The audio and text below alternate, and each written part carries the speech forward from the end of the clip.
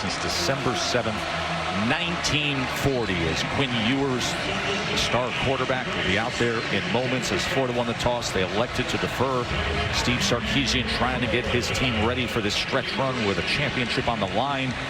The young quarterback who gets his chance is Aiden Warner, the redshirt freshman transfer from Yale, and Billy Napier, who received great news this week as to his coaching future. We will get into that a little later on. And a beautiful sun-kissed Texas Saturday afternoon from here in Austin. Joe Tessitore, Jesse Palmer, and Katie George with you. 84 years since they've played. We knew when obviously the expansion happened we'd get some unique rebirths of games, some rivalries renewed, and then this outlier. Florida at Texas. Here we go. As Matthew Golden will not have a chance to return this. So Jesse, here comes Quinn Ewers, who of course injured earlier this year with the abdominal strain, has come back and has thrown a touchdown in 19 straight. But it's really important, I think, in this game, Joe. Quinn Ewers starts fast. Since coming back from that injury, he hasn't been able to do that. Against Oklahoma, an interception on the first drive, started slow against Georgia, and then a pick on their first drive against Vanderbilt the last time out. It's not just in this game, Joe. I think it's for the rest of the season. They need Quinn Ewers to play well sooner in games.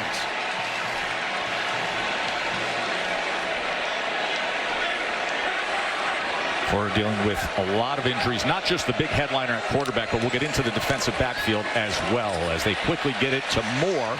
And DeAndre Moore charges ahead with a good gain to open up the game.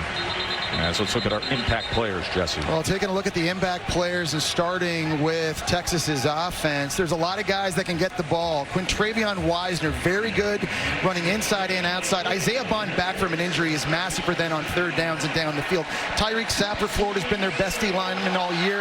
And Triquez Bridges is a guy, his versatility playing safety and cornerback will be big in this game, considering the injuries they have in the back end. Including starting quarter Devin Moore, who is out, who had an interception in back-to-back games. 10 yards from Moore, so a quick first down for Texas. Ewers gets it complete again to DeAndre Moore. Well, they put Isaiah Bond in motion, and that quick motion at the end of the play here, you see how it just opens up a big space over the middle of the field for DeAndre Moore to go to work in the slot. Really nice play design using motion. I think Joe, Steve Sarkisian, the best in the country when it comes to using motion in his offense. And that frees up a guy like DeAndre Moore to do his business. 2 receptions, 22 yards. Play action. Ewers, a lot of time to think about it, and gets it complete to Helm, his outstanding tight end. 3 for 3 to start the game is Quinn Ewers. Well, Quinn Ewers is going to be trying to take advantage of a Florida defense that is really banged up, especially at cornerback. Down their top 3 corners, and Dijon Johnson, their 4th corner, is dealing with a shoulder injury. He's limited. 3 plays, 3 first downs, and Wisner takes it ahead inside the 30-yard line, tackled by Bridges. And so, Joe, you got to wonder for Texas's offense if there's more of an opportunity to take shots deep down the field because of those injuries, and also getting Isaiah Bond back in the lineup with his speed and his ability to run by people. That could be huge. You got to, Quinn Ewers only has 2 completions of 30 or more air yards on the season. It's been a big thing that's been missing, but getting that guy back right there, the Alabama transfer, I think changes the dynamic for the Longhorns. He missed the game against Vandy, Isaiah Bond. 2nd down and 4. Here's Ewers. He goes underneath, the shallow cross complete to Davis for another first down for Texas. It's a really nice job and a good decision on the progression that time for Ewers, because they're trying to hit the running back on the wheel route, not there. Quickly get it out of your hand and help move these chains. Quick to the line. You see the start for Ewers. Can't do better than that. Wisner with blockers in front, kept his balance and makes his way inside the 20-yard line. If you're going to play running back for Texas, you have to be able to catch the ball, and Wisner and Blue catch a lot of those swing routes, Joe. Basically an extension of a sweep play, right? Letting them get out in space, blockers out in front, and go to work.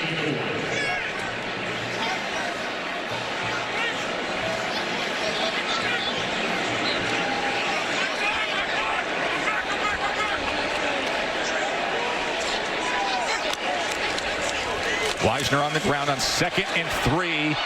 Breaks what would have been a tackle for loss, but then when he reverses field, he is taken down immediately that time. It was Cameron James, number 24, did a great job being disruptive up front for the Gators right here. He's going to slip inside. You see some movement, little twist inside the D tackle position. Doesn't make the tackle, but he makes the play. And then Bryce Thornton was able to track him down. So it goes for a loss of 7. And all of a sudden, it's 3rd down and 10.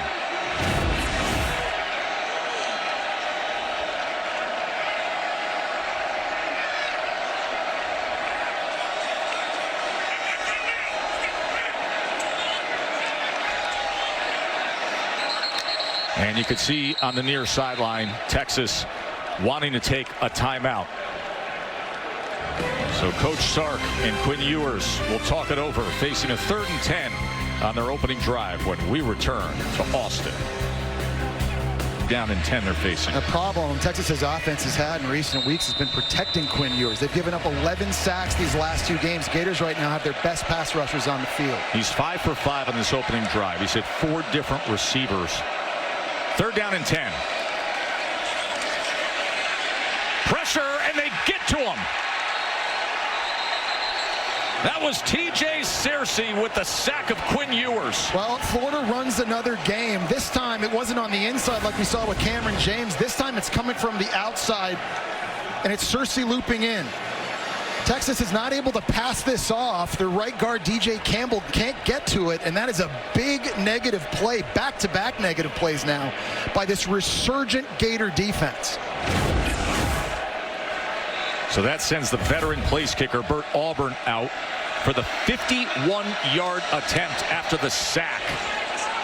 And the Florida defense coming up with the TFL and then the sack pushes them out, and it's a missed field goal. Great job defensively by Florida. Kind of got the feeling coming into this one, the Gators just wanted this game to get ugly. On defense, you're going to have to give up field goals, not touchdowns. You're probably going to have to get some turnovers, stop the run, offensively not turn it over, play field position, and then have to make a play on special teams somewhere. But that is an outstanding start by the Gators defense here. And that's been one of the big stories, the improvement of this defense. And now here's the big story of the day. Aiden Warner's the starting quarterback.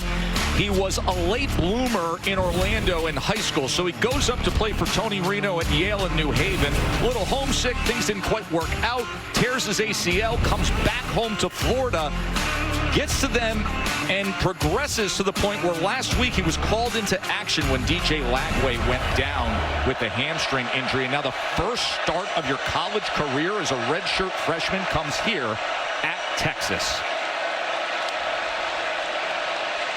Quickly gets it out into space to Mizell, who makes the first man miss and then is able to gain about 4 yards. Well, a lot of pressure, I think, for the Gators coaching staff to help the redshirt freshman get into a rhythm. And how do you do that? Well, you got to run the ball, and you got to do what you just saw. High percentage throws, get some completions early, get him feeling a little bit confident here. Easier said than done, though, going up against one of the best defenses in the country in Texas, arguably the best, and playing in this loud stadium with this great crowd.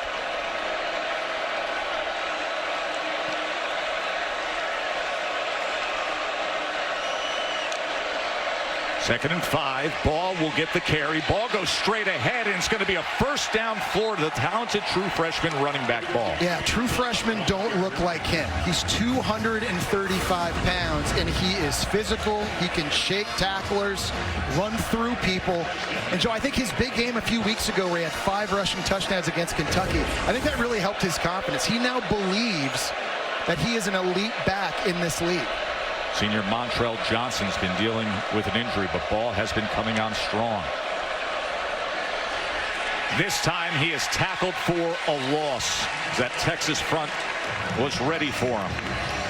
Well, this is what happened last week. The star freshman quarterback DJ Lagway against Georgia hit the 43-yard touchdown to Aiden Mizell. They were looking good, and then midway through the second quarter, that was just awkward. And then he was carted off the field with a hamstring injury. Yeah, a lot of people wonder what would have happened had he been able to stay in the game. But without Lagway, the Gators lose the deep ball. Explosive plays. Lagway, one of the most accurate deep ball throwers in the country. We'd also seen more quarterback runs the last 4 games. So what does the offense look like now? Second and 12. Warner's going to throw back as he tries to go back to his tight end. Boardingham threw it a little bit behind him, and immediately Trey Moore was there to make it happen. UTSA transfer. What a great job of awareness. He's lining up over Boardingham here at the top of the play. He sees this coming from a mile away. He's not going to stop his pass rush. When he sees Boardingham reach out, he just puts on the brakes, and he goes to make a big stop, and now sets up 3rd and long, and here comes the crowd. They want to try to stay on schedule, play small ball for Aiden Warner, who gets the start at quarterback. Instead, it's a 3rd and 15 on their opening drive.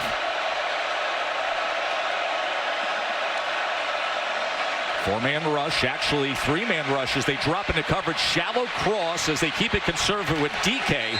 And DK able to get some yardage back, but punt team will be coming on the field. Yeah, I like the idea by the Gators going empty to try to spread out the defense and make the picture a little cleaner that time for Warner, but give Texas and their D coordinator Pete Kwiatkowski a lot of credit. That was a good call. They dropped 8 in coverage that time. Everybody in a big zone. Everyone's got their eyes on the ball, and they're able to rally to DK to make the stop.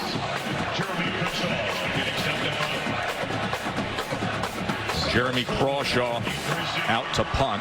Had a career-high 8 punts last week against Georgia. Cyrus Bolden is the return man for Texas.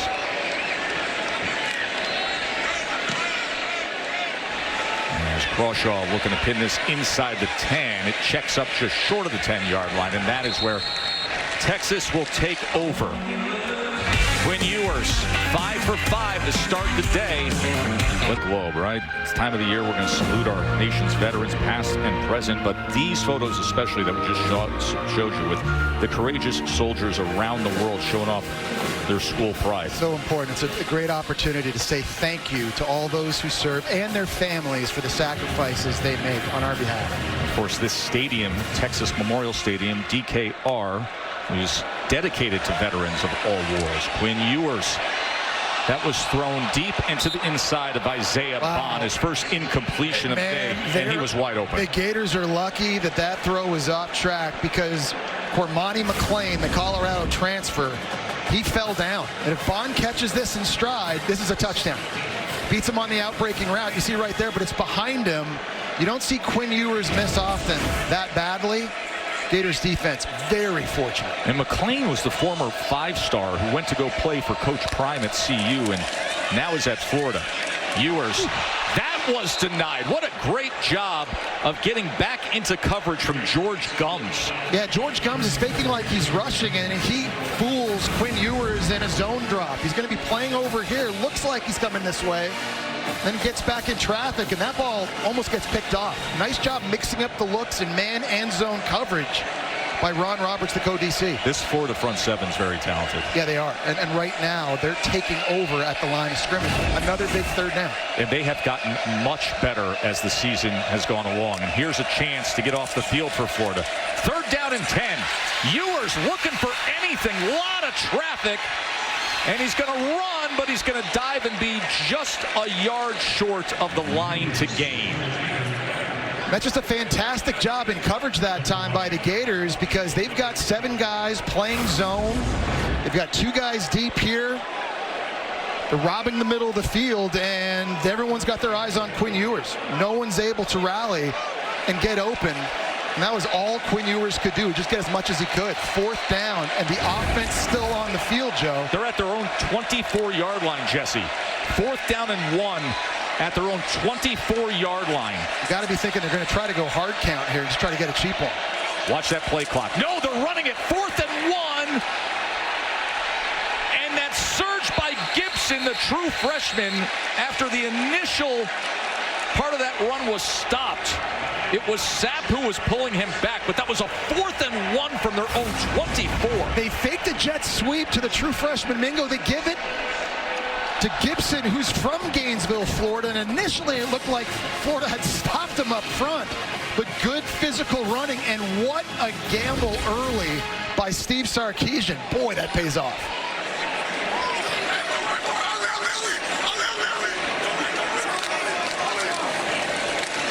And now they go end around with Bond. Isaiah Bond, the end around, and look at Bond! Turning it on, and a stiff arm for extra yardage. This is was just an insane amount of misdirection. You're faking a reverse, you're faking a handoff, and then watch the tight end right here inside 85, Gunnar Helm. He gets back outside to get a block downfield, and Isaiah Bond is already making a big impact now that he's back on the field. That was like fake reverse, fake handoff, reverse. I don't know if I've seen that on film this year. A 44-yard run by Bond. Here is Blue, and he's tackled after just gaining a half a yard. Man, Jack Pyburn, number 44, he deserves a lot of credit for the Gators' improvement on defense these last 4 games because they've gotten better against the run. You saw it right there. Being able to fight off of blocks and get guys on the ground. 30 tackles in his last 5 games coming into this one. He plays with great effort. Everything is a lot more secure and sound since he's been in the starting lineup. 2nd and 9. Looks left and then goes deep. Wide open and into the end zone is Matthew Golden.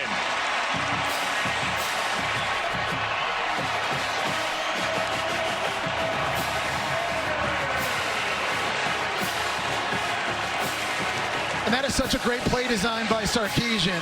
He does this over and over again. He sets things up. We've seen swing routes and fakes, and it makes everybody bite up here for the Gators in the secondary. And they're able to sneak Golden in the slot down the boundary for a touchdown. We've seen a couple swing routes to running backs early in this game. He's just setting you up. He's adding some window dressing, and they pop a big one. Quinn Ewers, 6 completions, 82 yards, and that touchdown to Matthew Golden as Auburn nails the extra point.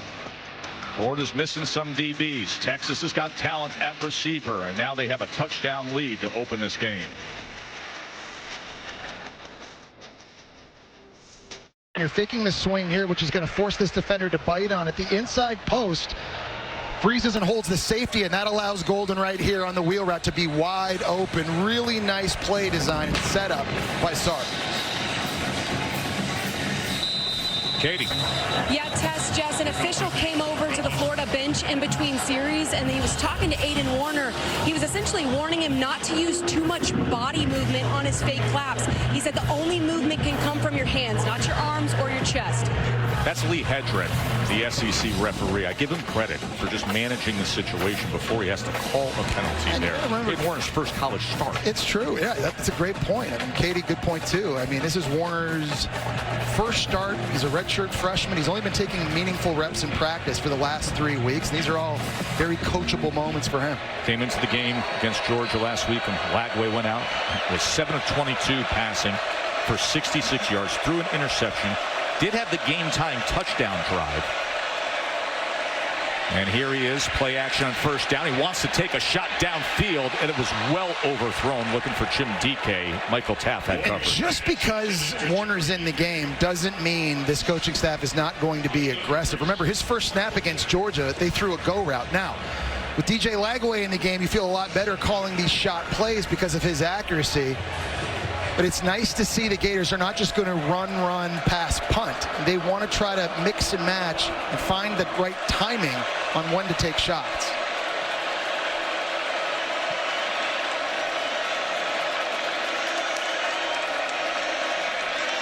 Play action on 2nd and 10. And that is incomplete, as that was well covered by Malik Muhammad. All right, so we've talked about how the Gators had to try to keep these third downs manageable. It's the second time now in 2 drives. They're facing 3rd and long. Texas is going to roll out what they call their NASCAR package. Their 4 best pass rushers, Barron Sorrell, Trey Moore, Colin Simmons, and Anthony Hill. It's a big, tall task right now for this Gator offensive line, having to protect their redshirt freshmen and dealing with this crowd noise. By the way, they're without their starting right guard, Damian George, today. And there was a movement penalty. False start on the offense, number 8. That's a 5-yard penalty, and it remains 3rd down. Sportingham, the tight end.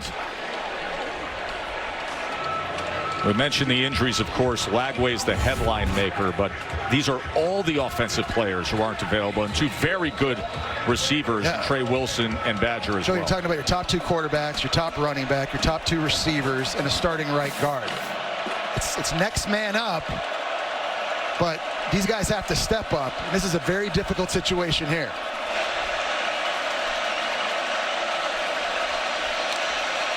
Third and 15. Jackson will get the carry, and Jackson, man, ball came out, and Texas has got it. It's Trey Moore.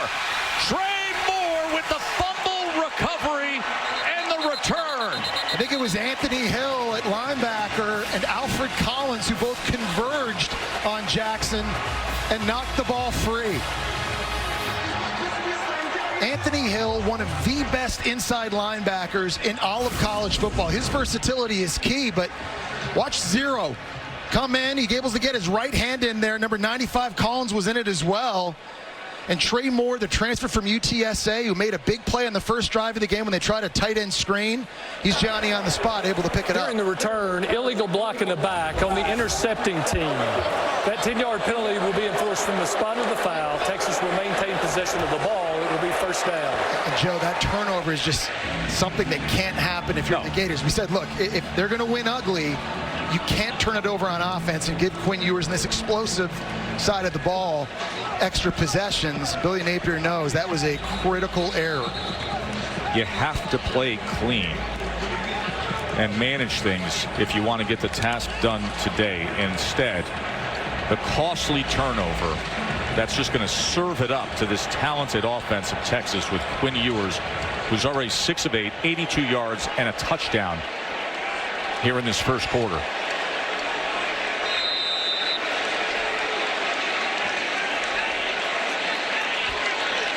So after the penalty on the fumble return, they start at the 22. Ewers. That is beyond the reach of Wisner. This is an area for Florida's defense. You got to allow field goals, not touchdowns. And I think the one place Texas has improved offensively this year, Joe, is inside the red zone. Scoring touchdowns on 74% of their red zone possessions. They're lined up just 2 yards outside of it now. But you look last year, they were 121st in the country. This year, leading the SEC.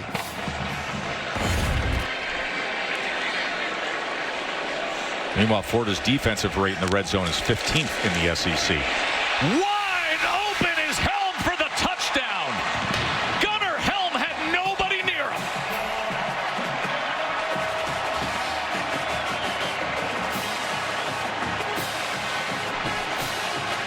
Well, the play fake froze middle linebacker Miles Graham. And Joe, you're right, there was nobody in the middle of the field. This fake here freezes him, and there's just a giant space and void over the middle. This is just too easy. That's an RPO. Quinn Ewers has the option to hand that off, but the look was perfect from the Gator defense. He gets it out of his hands quickly. That might be the easiest touchdown Gunnar Helm scores this year.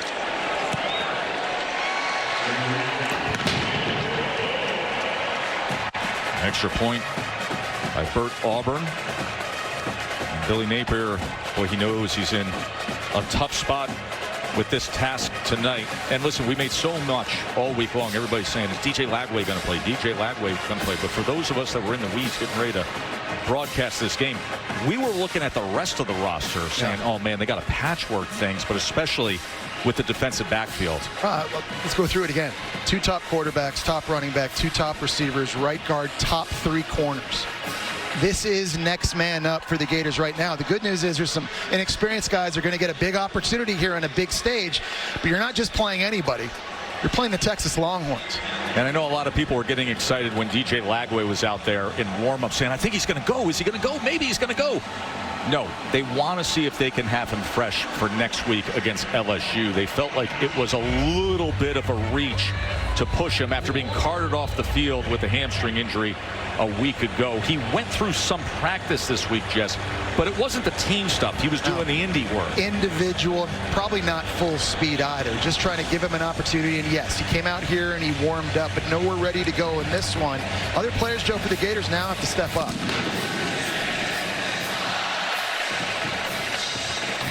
Here's Ball on the return. Aiden Baugh tripped up near the 16-yard line. What do you say we say hello to Kevin Nagandi and Booger McFarland? Good afternoon, Tess. Time now for our All-State check-in. Book number 4, Miami down 7-0 early to Georgia Tech, and here comes Cam Ward. Trips, little confusion in the Georgia Tech secondary, and there's a hurricane on the loose in Atlanta, Kev. Elijah Arroyo, 74 yards to the house, and the Canes on top, 10-7 over on ESPN. Back to you. Man, I'll tell you, they are loaded at the skill positions because a guy like Elijah Arroyo for Miami takes a 74-yard touchdown. They already have one of the best receiving groups in the entire country. Now you add Arroyo, who's been hurt the last couple of years, and they're virtually unstoppable throwing it. So now a 2-touchdown deficit for Florida as Baugh takes the carry, and he goes ahead for 3 yards. Of course, it is a busy day of college football right here on ABC. The SEC on ABC continues. Number 3 Georgia taking on number 16 Ole Miss will be coming your way. And then tonight, Saturday Night Football presented by Capital One. It is always a classic when Alabama faces LSU. I can't wait for Georgia and Ole Miss. Carson Beck, very talented, but he's thrown 3 picks in his last 2 games, going up against one of the best pass rushers in the country from Ole Miss. 2nd and 7. And his ball looks to bounce it, and it's a smart decision for a first down for the Gators. He's got some wiggle to him for a guy that's 235 pounds, and he has the ability to bounce it outside. Joe, I was on the field pregame speaking to the great Emmitt Smith, Florida Gator great, NFL great. He was telling me he just loves how he has that little explosiveness to be able to take it outside. If there's no one out there and he sees the green grass for a very big and physical back, he has some suddenness to him. 11-yard run there from Ball.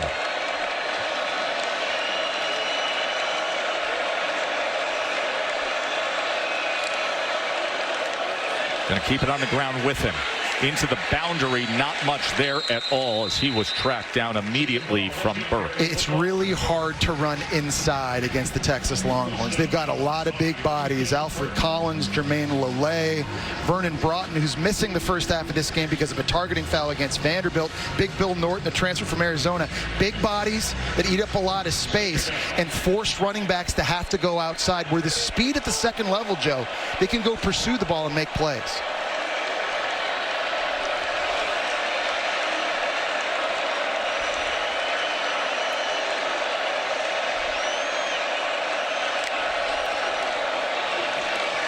Ball, nothing there. That was clogged up immediately.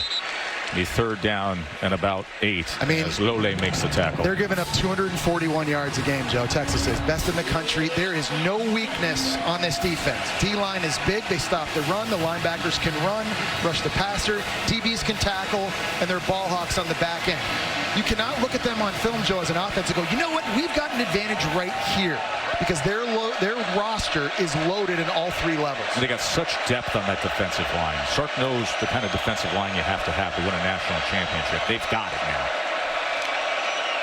3rd down and 8. Warner gets it complete, but 3 yards shy of the line to gain as he connects with Marcus Burke. Well, and that's a progression that Warner has got to be able to get through just a little bit faster. He's got Burke coming over and spotting up right in front of the ball. And I think if Warner gets it to him right away, maybe he has the opportunity to turn upfield and go get this first. But you see a little hesitation from the redshirt freshman, and that allows Texas to rally to the ball. As we come to the end of this first quarter, Quinn Ewers with 2 touchdown passes for Texas and a 14-zip lead. The SEC on ABC from here in Austin, presented by Tums Gummy Bites, returns after this message and a word from our ABC stations. To do. Well, no, I mean, I think so far in this game we've had some opportunities. We've got them 3rd and 10. We got them 4th and 1 backed up. So again, let the quarterback settle in a little bit. We got to wake up. That's what we got to do. So ultimately here we'll make the decision in the best interest of the team. Thank you. All right, thank you. There's Billy Napier, and the Florida AD made the decision this week to announce that Coach Napier will return to coach the team next season. His quarterback, who he mentions needs to settle in, is Aiden Warner getting a start, who has 4 completions for 15 yards as Crawshaw on to punt. And it goes inside the 10. in and then bounces into the end zone as Rocco Underwood had a chance at it. Well, when it comes to quarterback accuracy, footwork is important. Quinn Ewers no different. Early in the season had really good footwork. This is their second game against Michigan. You got a dig route on the outside. There's going to be some pressure. Ewers steps up, keeps his feet underneath him, and delivers a very accurate throw in a very tight window. But then when he came back from the injury against UTSA, this is the first drive against Oklahoma. Very similar concept. Check out Ewers' feet. His base is way too wide. Feet split apart. His left leg, the lead foot going to the left. He's wide open when he throws it, and it affects his accuracy. I think these last several weeks of practice, they've really been trying to focus with him on getting that base back underneath him because it makes him so much more dangerous of a thrower when he's got good fundamentals. Steve Sarkisian had a long talk with us yesterday about that. He loves the way he throws the ball when he's got that base set, as you pointed out so well. Jaden Blue is tackled by Johnson, and a flag comes in. Holding on the offense, number 78. 10-yard penalty from the previous spot with a replay of first down. Well, the stats are obviously very, very different in his first 3 games versus his last 3 games. It is important to point out the last 3 games includes Georgia, a very, very good defense. But having watched him, Joe, on film from the second half against Georgia through the Vanderbilt game, he is playing a whole lot better. I know he threw 2 picks against Vanderbilt. Both picks were batted at the line of scrimmage. That happens to any quarterback, especially one who's 6'2", thrown from the pocket. I do think Quinn Ewers is back. 1st and 20 as he goes underneath the helm, and helm is wrapped up immediately. It was good pursuit by that Florida front. That's McCray, L.J. McCray, the #1 ranked defensive end prospect coming out of high school. He's a guy that this coaching staff is really, really excited about moving forward. He's starting to get a little bit more run each and every game as he starts figuring things out. But we talk a lot about DJ Lagway on offense. Number 17 for the Gators is a guy that really needs to step up and be dominant rushing the passer in the future. You see that frame on McCray, those long arms. He's 6'6", the true freshman. 2nd and 20. Ewers is going to throw away. So now an opportunity for the Florida defense to deliver. This is really, really big now at this point to get off the field. Get the ball back to your offense in midfield. You have an opportunity here. And we've seen the Gators defense have some success with movement up front. So again, their best pass rushers on the field. TJ Searcy has a sack. Tyreek Sapp out there. George Gums. Cameron James. And I would expect to see some stunts and some twists to see if they can confuse Texas's O-line to get to Quinn Ewers.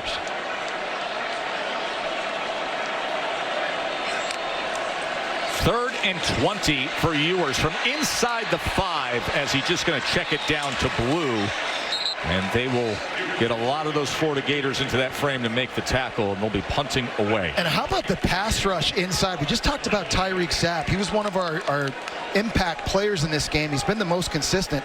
He literally threw Texas's right guard right back into the quarterback. Watch right here inside. He's going up against DJ Campbell. Just one hand shoves him. And Quinn Ewers had somebody in his lap, and all he could do to just spit it out to Jaden Blue. And this is exactly what the Gators defense needed now, forcing a punt. They're looking to have good field position. By the way, Michael Kern, the Texas punter, has been dealing with a hamstring injury. It's a low snap that he has to field at the goal line. Jim DK calls for the fair catch just beyond midfield.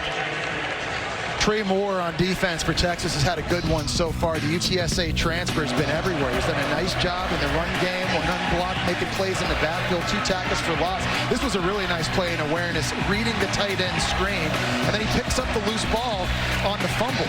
This was a big get in the portal for Texas. This guy had 14 sacks a year ago at UTSA, and Joe does not have a sack this year yet, but that's not to say he hasn't had an impact. He has been very disruptive at times for this Texas defense. He's certainly been that in the first quarter of this game. He recovered a fumble with a minute to go in the first half against Vandy. He comes up with the fumble recovery and return here in this game in Texas with a 2-touchdown lead.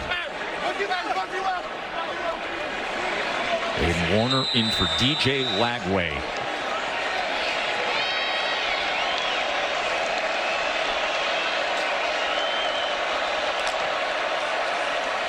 Warner, play action. Downfield, wide open and complete to Jim DK. So there's Aiden Warner's first big moment. And the play fake to Jackson froze everybody in the second level for Texas. And I love the call on first down. Defense expecting a run. You're going to fake it here. All four of these guys get frozen. And DK on the deep cross over top, the transfer from Wisconsin, makes the big play. Aggressive play call. We've seen that early in this game by the Gators. 39-yard reception by DK. And a big confidence boost from Aiden Warner, the third stringer turned starter.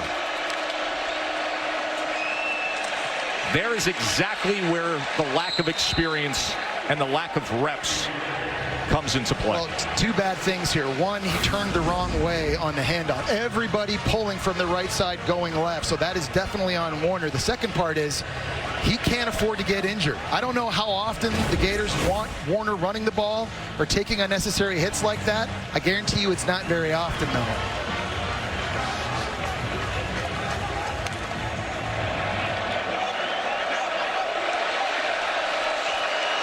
He is split out wide as now Jaden Baugh is going to take the direct snap. Baugh catches that seam and he's inside the 10-yard line. Perhaps this is a package we will see more of today. I think they should. In the Kentucky game, he had his best runs down inside the 15-yard line. He's able to find creases and move the pile. He's that kind of guy that gets better as the game goes on. Obviously, Texas's front, not easy to run against, but Jaden Baugh is built to have success.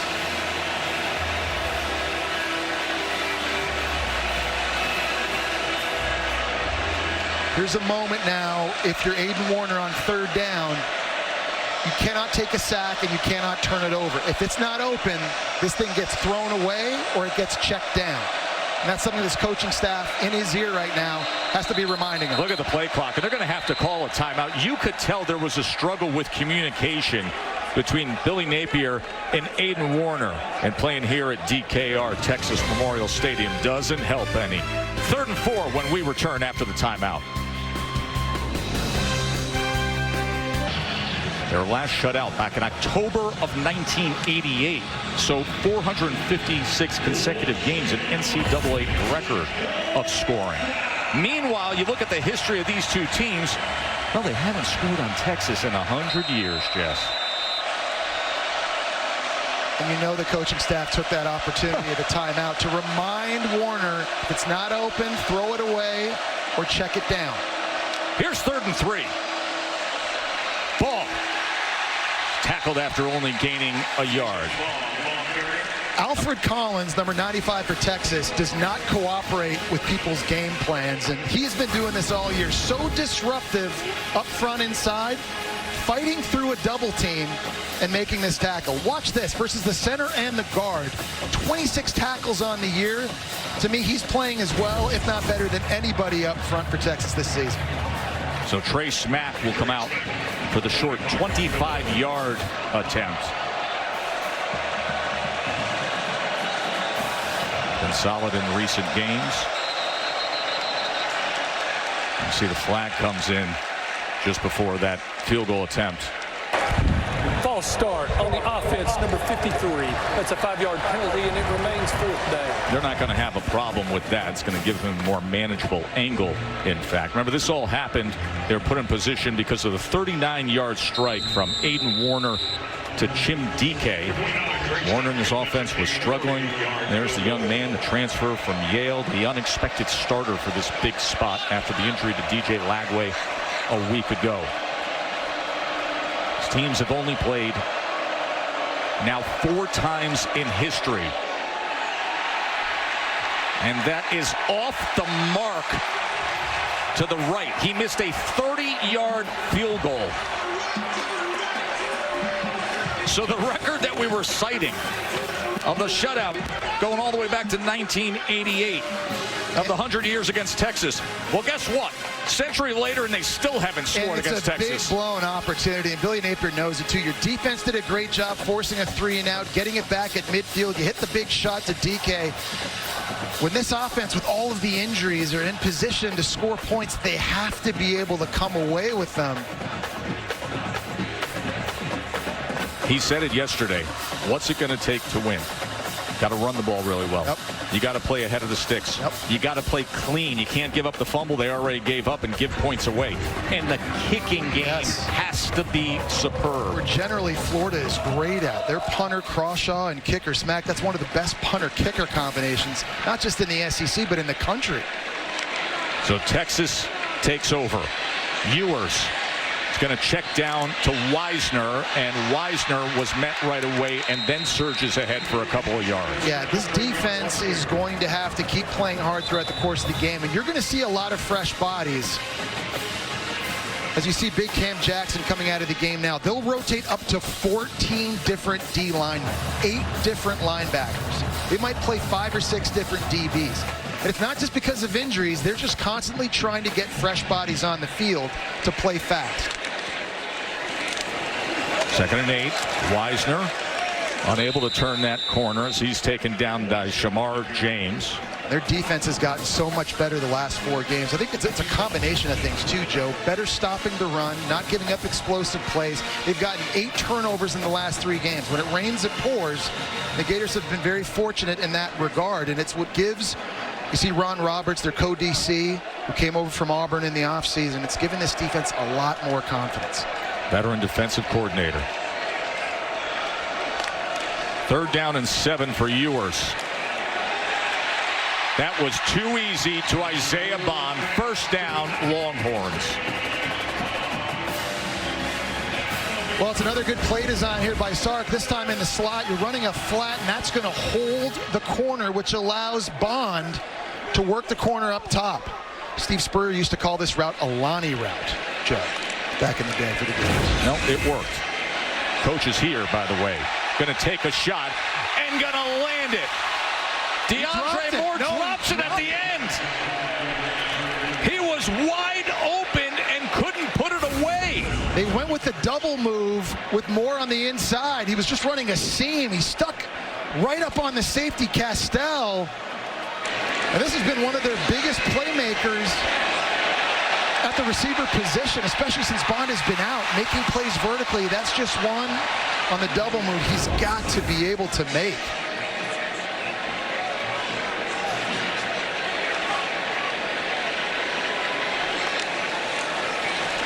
Short pitch to Blue. And Blue takes it ahead out to about the 47-yard line. Well, you just see all the different ways in Sark's offense that he's trying to freeze the defense. This time, Quinn Ewers is going to take it, flash a handoff this way, just to try to get guys to freeze for a split second before going back the other way. You always have to be so good with your eyes defensively and the eye discipline when you're playing against this Texas offense, because there's a lot of different ways that Steve Sarkisian is trying to fool you.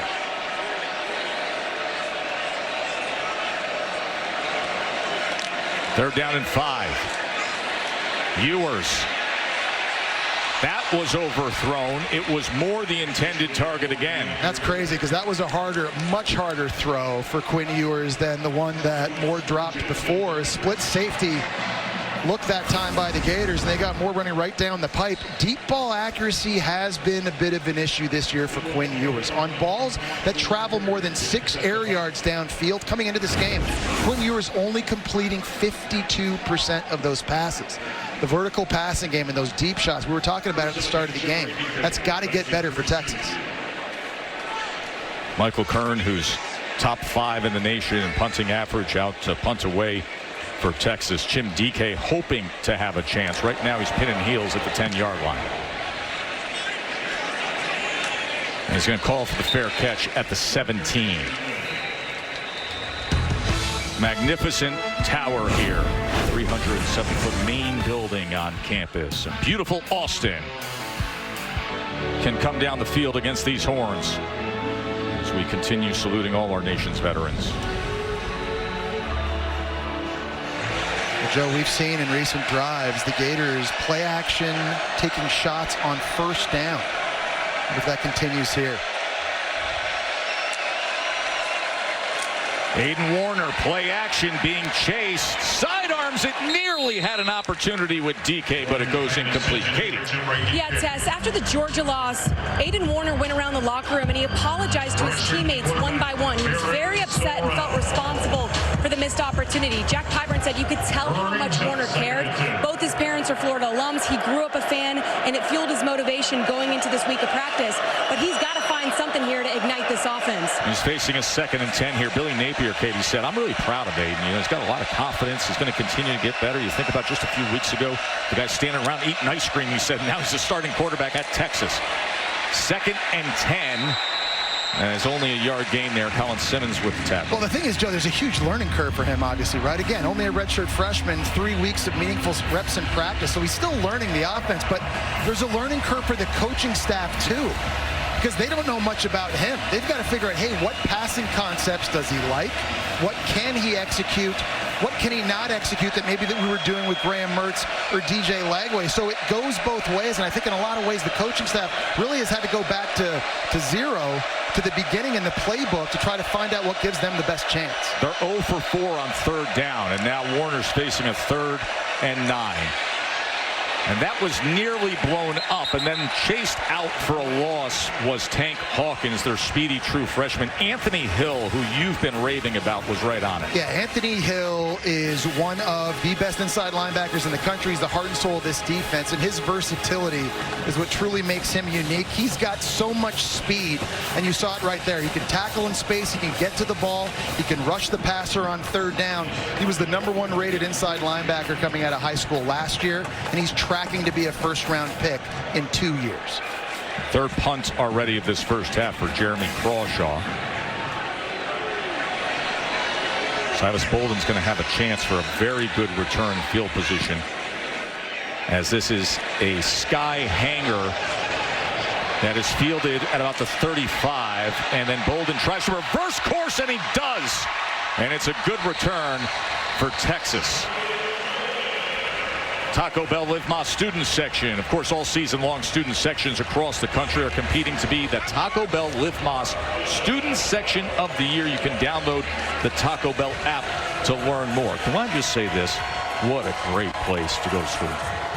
You come here to Austin, you are living it. Dude, this is, in my opinion, this is one of the best cities in the country. And what I think is so great about conference expansion is that Gator fans and this team get to come to Austin, and they get to see a football game in one of the best venues that our sport has to offer. These fans are tremendous. Very few places that are better to watch than DKR Stadium at Memorial Field. And forget the circumstances with Florida when you say the enthusiasm with these fans, as Ewers is going to throw back here and get a good look with Wisner, and here goes Wisner inside the 10 and reaching for the goal line. Touchdown, Texas.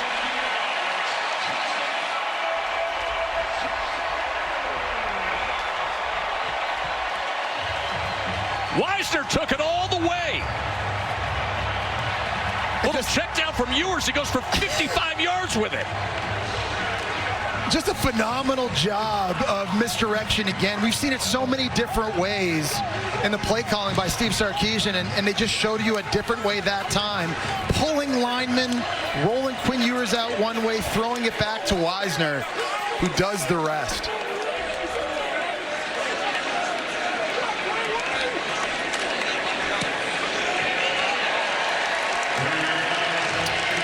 Taking a look at this again, you're pulling Hayden Connor, the left guard here, this way.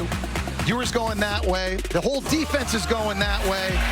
They forget about Wisner. Nice job downfield getting a block by Cole Hudson. And Texas, Bevo, they are rolling here in Austin. Adding to that total on this magnificent day here in Austin, they have a 21-0 lead over Florida. Jaden Ball on the return for the Gators. They could use a spark in the return game. Not going to find it there. What's going on, Kevin? It's AT&T keeping fans connected as we take a look at our multi-view, which is showcasing a bunch of great games across our networks. Look at that box in the left corner at the top. That is Georgia Tech back on top over number 4 Miami. That game over on ESPN. Navy running all over USF and Tampa on ESPN2, and Texas State in control over on ESPNU. Tess, Jesse, and Katie, back to you. Thank you very much. Be fascinating to monitor that Miami game. Well, I feel like they got him right where they want him, right? Because you've seen Miami get behind against Cal and Virginia Tech. They were tied in the fourth quarter with Louisville. Down in our game last week against Duke, and then it's that offense. It's the onslaught that you're just expecting to have happen in the second half. So very little stress from Bevo Took that shot of him as his team is up 21-0 right now. Warner is going to go underneath to Jackson. Jackson's going to turn that corner and get a first down. You were in the midst of a conversation before we were interrupted that by spectacular touchdown by Texas about the Florida fans traveling to this game and the new conference expansion. Immediately, the moment that this was scheduled, Florida fans were like, are you kidding me? Oh, no. We get a road trip to Austin. I flew over with all of them. I mean, they were so excited. They've had this game circled all year long, and it's fans that get an opportunity to come here and go to Norman, Oklahoma. It's just great for the fans of the SEC. Flag comes in after Jackson's run brings it out to the 35-yard line. And two brands, I mean, two blue blood brands that just never play each other.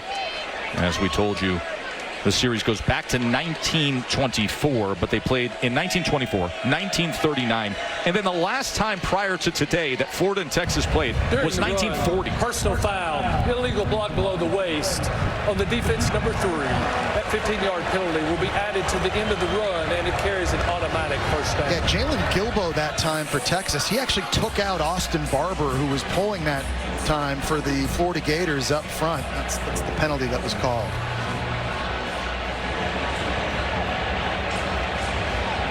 This is a big moment, too, for the Gators, Joe, to have to respond. Like, you have to score points. With about 5 minutes to go here at the end of the half, something's good has got to happen. The Gators are going to get the ball back first here in the second half, but this is a big moment now, especially after that penalty right at midfield. One way or another, they've got to be able to come away with something.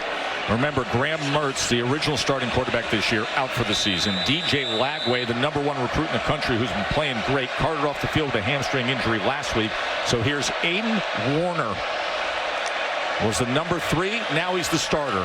Warner being chased. And Warner will throw it away right into that show band of the Southwest. I think the Gators are going back to the well a little bit too often now, and Texas is anticipating what's coming. It's a play-action fake on first down. Chim Dike running a deep cross, and they got burned by it a few drives ago, but Texas now is dialed in. And I think that goes back again to the volume of offense you can carry with the redshirt freshman at quarterback, right? You don't have the amount of plays and looks to dial to try and confuse Texas. It's a limited package of concepts that you have to run over and over and over. Jackson on 2nd and 10. Across his midfield is met at the 45-yard line. It'll be 3rd and 5. And so now on 3rd down for the Gators at receiver, who can get open and who can win one-on-one? Remember, Eugene Wilson, done for the season, has hip surgery. He's their best route runner and most sudden receiver. Elijah Badger, their best deep threat and fastest receiver, he's out in this game with an injury as well. So you've got Tank Hawkins, a true freshman out there. There's a lot of inexperienced guys that are talented, but who up front can win in a one-on-one situation and be a viable option for Warner?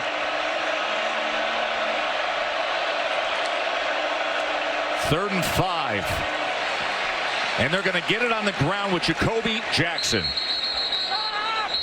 Why throw it when you can just do that then, right? And we saw down in the red zone the last drive as well, down in tight on 3rd down, doing the same thing. They're pulling bodies from the front side here. Bryce Lovett, the right guard, getting Arliss Boardingham into the mix as well. And the JUCO transfer Jackson, nice hard running between the tackles. That's their first 3rd down conversion today. I think you're just looking for little wins. That's right. Now, if you got to stack them right now. Yeah, and it's whatever you can do.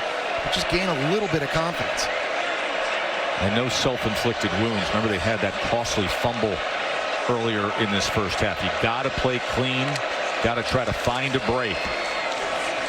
Jackson, as he goes ahead and brings it to the 32-yard line. It's the exact same play that they just ran to convert that first down. And a nice job by Austin Barber at left tackle to pin a Texas D lineman inside. Give the Gators some space with Jackson.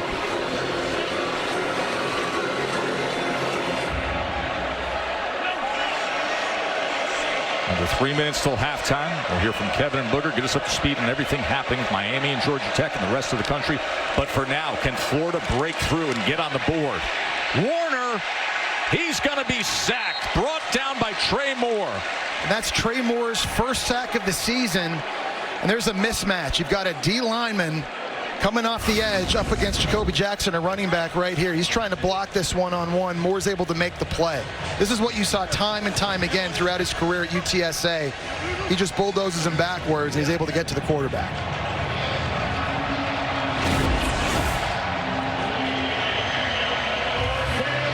Curious to know here, Joe, if the Gators decide to run it again. At this area of the field just outside the 30, are you in 4-down territory if you're Billy Napier? You've seen them run it on 3rd down. Do you run it here, and if you don't get it, you try again? Play clock counting down. And a timeout is going to be used. We also have the 2-minute timeout set to come up in a moment, but it'll be a timeout used by Florida. And a 3rd down and 4 coming off of it.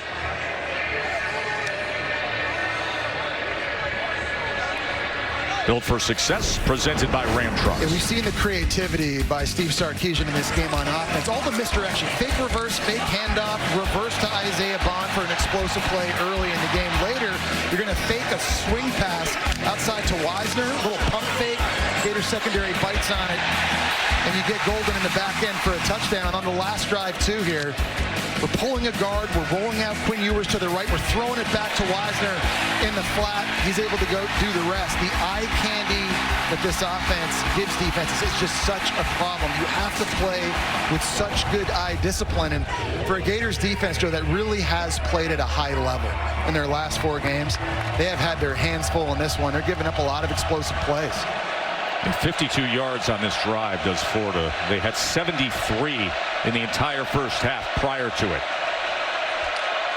3rd and 4 off the timeout. Warner trying to extend the play, and he throws it incomplete, but a flag is down back at the 41-yard line. I think they're going to get their left tackle, Austin Barber, for holding.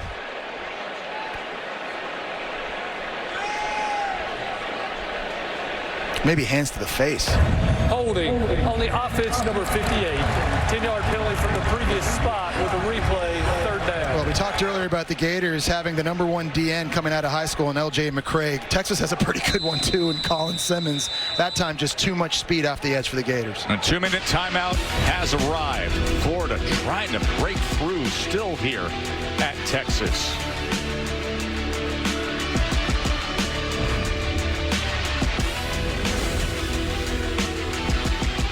Culture pairings you'll ever see, Jesse. Matthew McConaughey and The Undertaker together. That's unbelievable. Hey, Taker's going to be coming up to the booth, by the way. I just saw him off to the side. I think he wants to tombstone pile drive everybody on the crew a little later on. We'll see what goes down. But he's a huge supporter of the Horns. So here's the 3rd and 14 after the penalty and the 2-minute timeout for Aiden Warner and the Gators. Pressure on the young quarterback, and he goes down. They came after him, and Jalen Gilbo just wrecked Aiden Warner. And Warner never saw the blitz coming. They're in an empty set, and they've got their center and their right guard covered right here inside, which means if this guy comes from the outside, Aiden Warner is hot. He was never even looking to the right side to check out his protection. He was hoping to take a shot on the corner route, but that's just a redshirt freshman mistake. And Gilbo on the blitz comes up with a big negative play. You think about the challenges of this Florida offense today. This gives us a chance to go to the studio to Kevin. Test Capital One halftime report minutes away. Booger McFarland, Kevin Nagandi here in studio. Number 3, Ohio State off to a fast start. Highlights coming your way. Meanwhile, number 4, Miami trailing, and Boog's not panicking right now yet. We'll show you the highlights of that one against Georgia Tech. Right now, Quinn Ewers 3 touchdown passes in the first half. No doubt. There's an old saying in football, don't play with your food. And right now, Texas is not doing it. They clearly are outmanning Florida. Can they continue? And it's good to see Ewers playing well early. We'll see you at the half test. Look forward to that. Crawshaw gets the punt away. And it goes into the end zone. But we were saying, listen, you got to go all the way back to 1988, the last time that Florida was shut out. They have the record of consecutive scoring, 456 consecutive games, but they got real challenges offensively in front of them today. Yeah, no doubt about it. With so many key players down at key positions. And again, it just comes down to taking advantage of opportunities that they've been given. There's been a long history of great offense at this school. There's no doubt about it, through Steve Spurrier and Urban Meyer onward, and it looks like it may be in jeopardy today. Still a lot of football to go.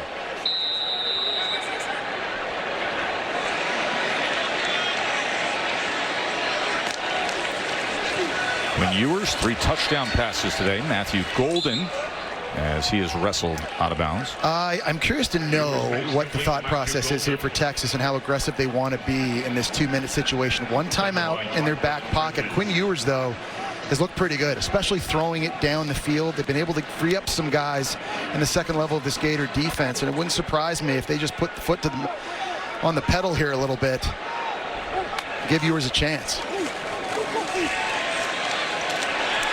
This is Blue out of the backfield. Jaden Blue makes a man miss, revs that engine, and here he goes. Man, what a play from Jaden Blue. They love to get Jaden Blue out in space, and it's one-on-one between him and Derek Wingo at middle linebacker. As soon as I think Quinn Ewers saw Blue go in motion, he saw Wingo follow him. He knew that's where he was going with the football, but there is a flag down on the play. Right at midfield.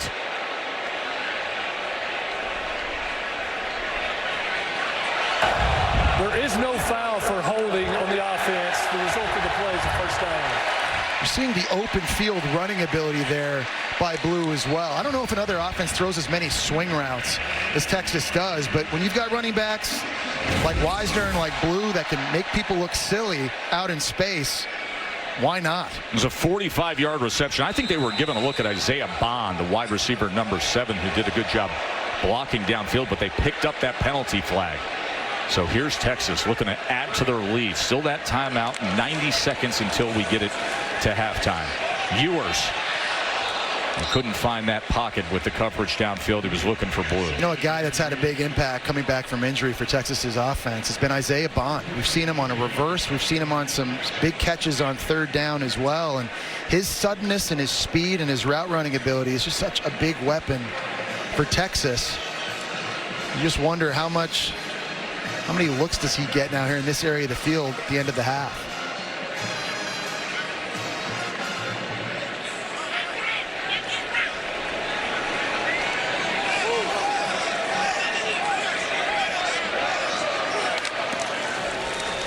Play action for Ewers on 2nd and 10 to the end zone. Waiting for it and bringing it in is Matthew Golden.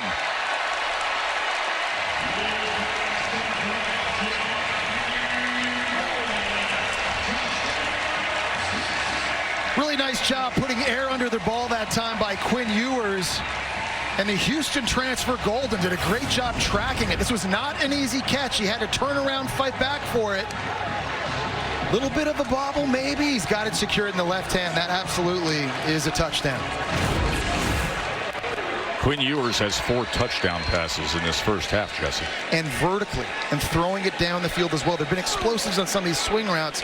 We've seen that, but what I love seeing is them attacking deep down the field on plays like what we just saw. It's been a missing element for Texas's offense here in recent weeks.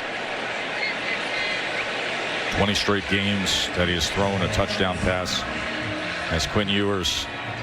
Steve Sarkisian says he could tell this week everybody was just anxious to get back out there to perform. And that's exactly what you can tell. They've come out, they've been sharp from the start against this undermanned Florida team that is now in a massive hole. Auburn adds to 28-0. And Jesse, to your point of going downfield, that was the 7th Texas play over 20 yards. Yeah, they've got Gunnar Helm here on the outside. He's a tight end. This post is going to occupy the safety, and then here's Golden running the switch wheel. And just a simple route concept that splits those 2 defenders for the Gators, and that was wide open. Nice job by Golden, too, coming back, making a fantastic grab. Progressive pylon always there to give you a good look as well. Getting it secured in the left arm. Really, Joe, all first half, this Texas offense, man, they have been up and down the field. We talked about Quinn Ewers. Is he back after the injury? Oh, you guys, he's back. I think he's been back since the second half of Georgia. Georgia came out roaring that day here at DKR, and then Texas scored a couple touchdowns in that third quarter, made it a possession game. ETN put Georgia up for good, but you could tell that was a tone changer there in that second half. And went on the road at Vanderbilt against an extraordinarily gritty and well-coached Vandy team that tried to rally back late against Texas. A bye week, and now this level of performance. Joe, let's go back and let's get your grade on this touchdown celebration dance by Quinn Ewers and company. Let's see. Well, clearly they've worked on it. Caden Connor. Yep.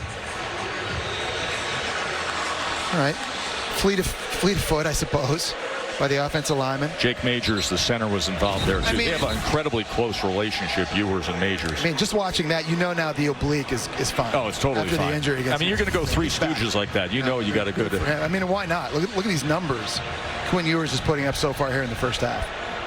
257 yards, 4 touchdowns. And then on the other side, just such limitations with what they're dealing with offensively. Aiden Warner, a guy who wasn't around for spring practice. He tore his ACL in his final week of practice when he was playing at Yale a year ago. Jaden Ball with a good run of 11 yards. And then he comes back, starts getting reps in August. But at that point, Graham Mertz is the starting quarterback. DJ Lagway is the star incoming freshman. You're just not getting much work. No, and he came back and actually beat out scholarship quarterbacks to put himself in position to get this chance. And here is Warner. And that ball is intercepted. It's turning into that kind of a first half for Warner. It was tipped by Alfred Collins, who did a great job getting his big paws up in the air to deflect this throw. Really nice awareness. And Ty Anthony Smith, the true freshman from Jasper, Texas. The senior Collins, he reads this. Look at his eyes. He knows he's not going to get home, but he gets the left hand on it. It gets deflected. And a big interception on the back end. Ty Anthony Smith, the true freshman out of Jasper, Texas now, gives Quinn Ewers the football back here at about the 35-yard line, and that is their 13th interception, most in the SEC.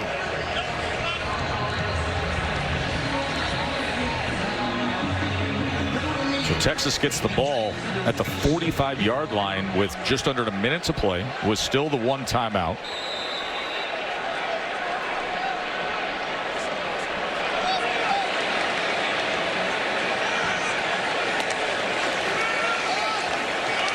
Ewers with time, and he's going to connect and get it to Bolden, and Bolden is going to look for a block, and he's able to turn the corner at extra yardage with 48 seconds remaining. Quinn Ewers throws such a catchable ball. He throws a softball. It's not to say he doesn't have velocity when he needs it, but Andrew Luck used to throw passes like this. Deshaun Watson threw passes like this. You just don't see a lot of Texas receivers drop Quinn Ewers passes. He really is a pure passer of the football.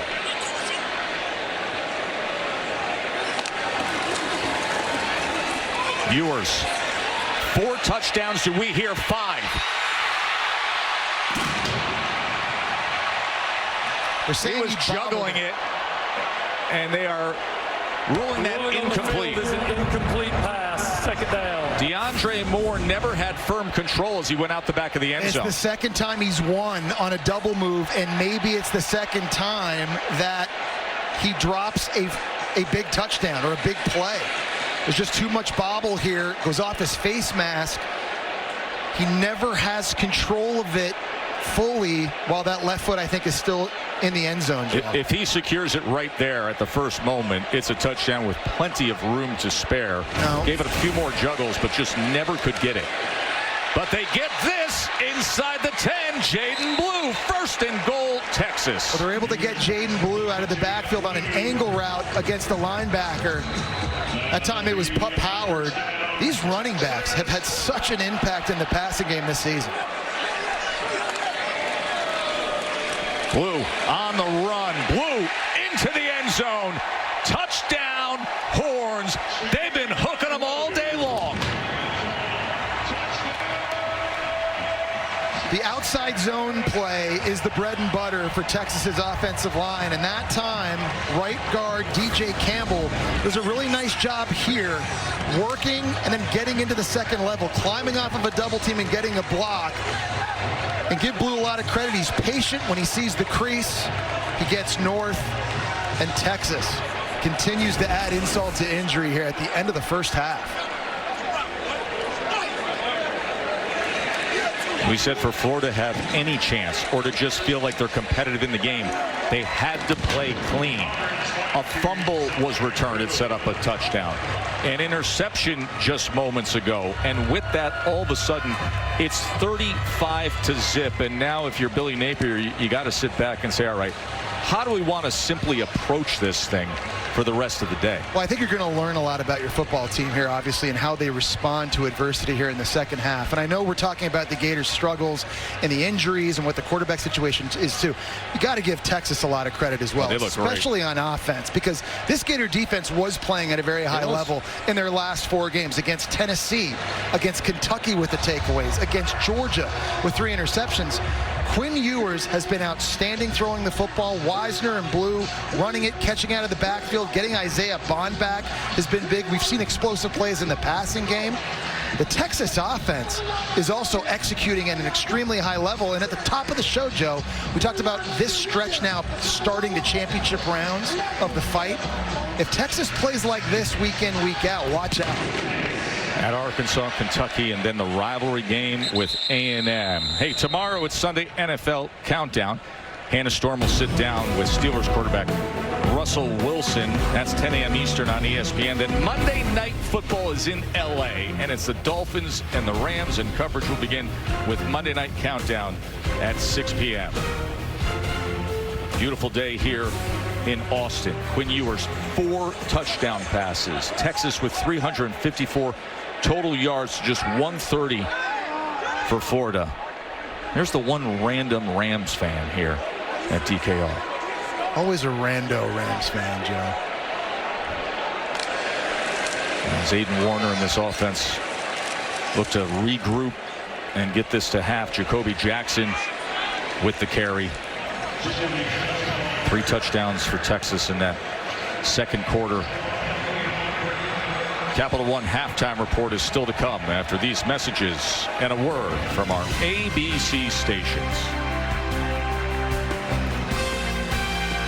It is 35-0 Texas as Quinn Ewers with 4 touchdown passes today. They look razor sharp, Jesse. It has been a near flawless day here in. Oh boy. Okay. Okay. Well, things have changed now. It just does. It is dislocated my neck. Takeover. Hello, guys. Undertaker. Welcome to God's 40 acres. The Undertaker, one of the biggest Texas fans, longtime supporters. We saw you down on the field with Matthew McConaughey there in the first half. I said this is like the pop culture ultimate ends of the spectrum there, Jez. What do you and McConaughey talk about when you're hanging out? Football. What else do we talk about, man? We are worried about all the problems, right? We got to worry about injuries. That's all we talk about is football. You guys both have to be obviously pretty happy after what you just saw here in the first half. What's your take on everything going on? I tell you what, they look really good. They needed to look good. You know, we had the loss at Georgia, or the Georgia came here and beat us in our own house, and then you know, the Vanderbilt game was so-so. So I'm happy. You know, these guys, they look like they're getting into a rhythm, and I think that Georgia game may have woke them up a little bit. Yeah, I'm glad we lost then.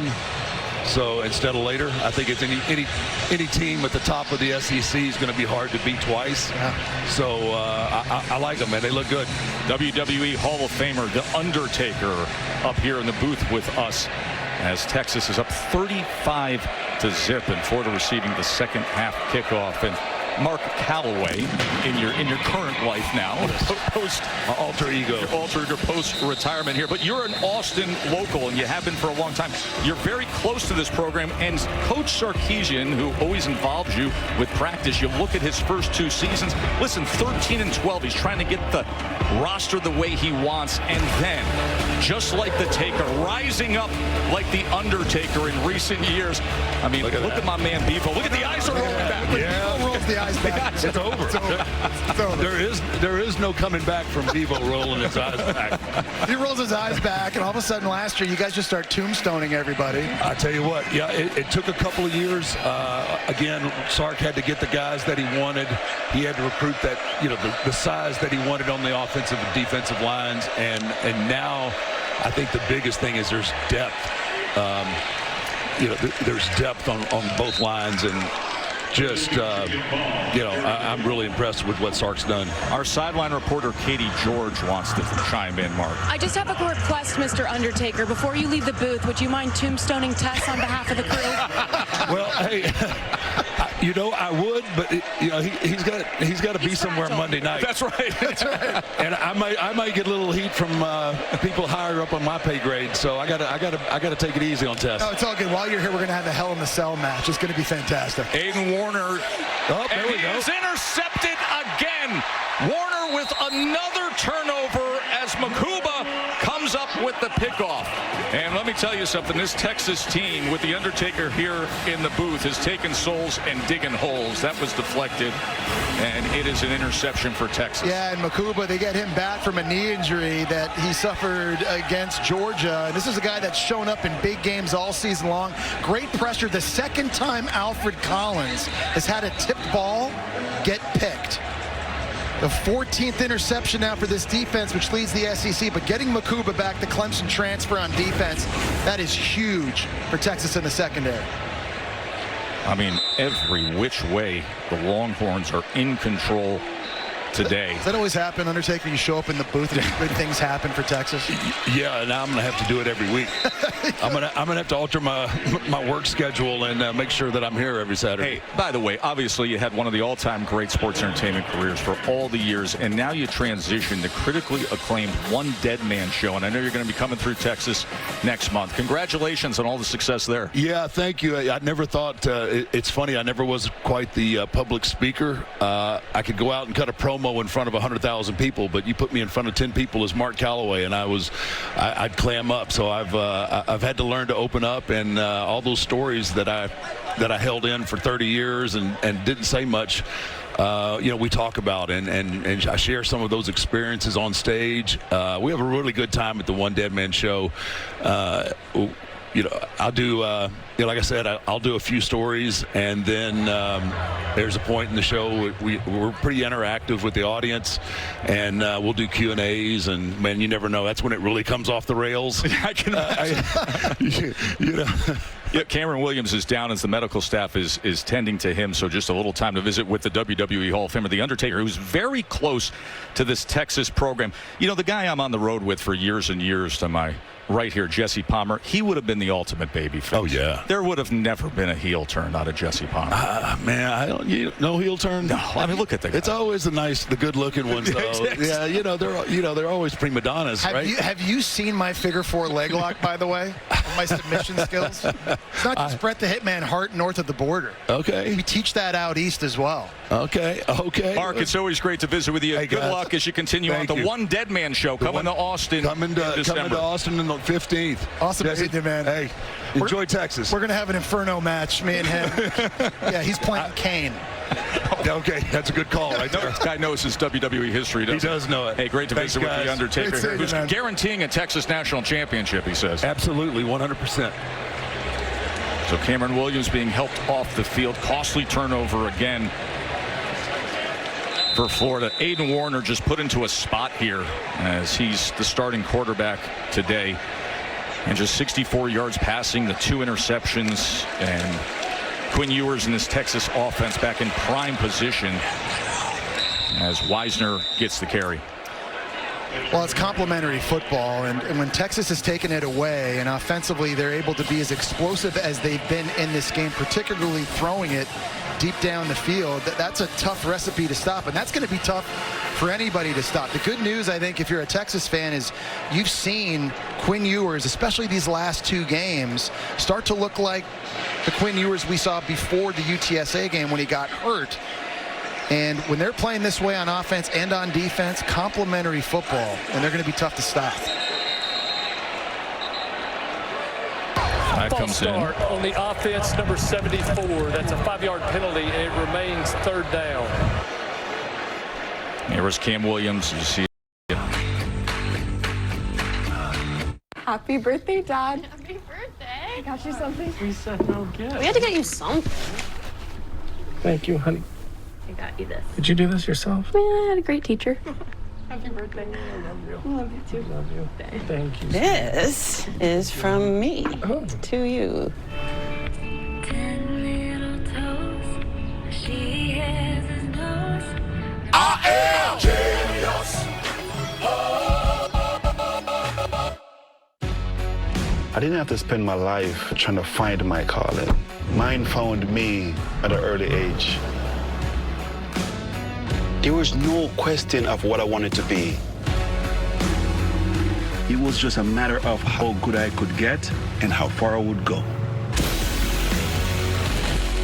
At Ram, our calling is to build trucks. So when you find your calling, nothing can stop you from answering it. Coach Gecko! Coach G. Laura, Dan, I didn't realize the media would be here. No, this isn't for work. We're just really big fans. And we're scouting for our fantasy insurance teams. Geico has all the top prospects, a 97% satisfaction rating. That's unreal. Oh my gosh, it's Drew! Drew! Smells like insurance. Suppose Geico does have devoted fans. It's not weird. Jade, sign my arm. For savings and service, get more with Geico. She only signs claims checks. Shop Zales early Black Friday specials now with up to 40% off. And find something for everyone on your holiday list, including the most important person, you. Only at Zales. There's some things that work better together, like your workplace benefits and retirement savings. Voya helps you choose the right amounts without over or under investing, so you can feel confident in your financial choices. Voya, well planned, well invested, well protected.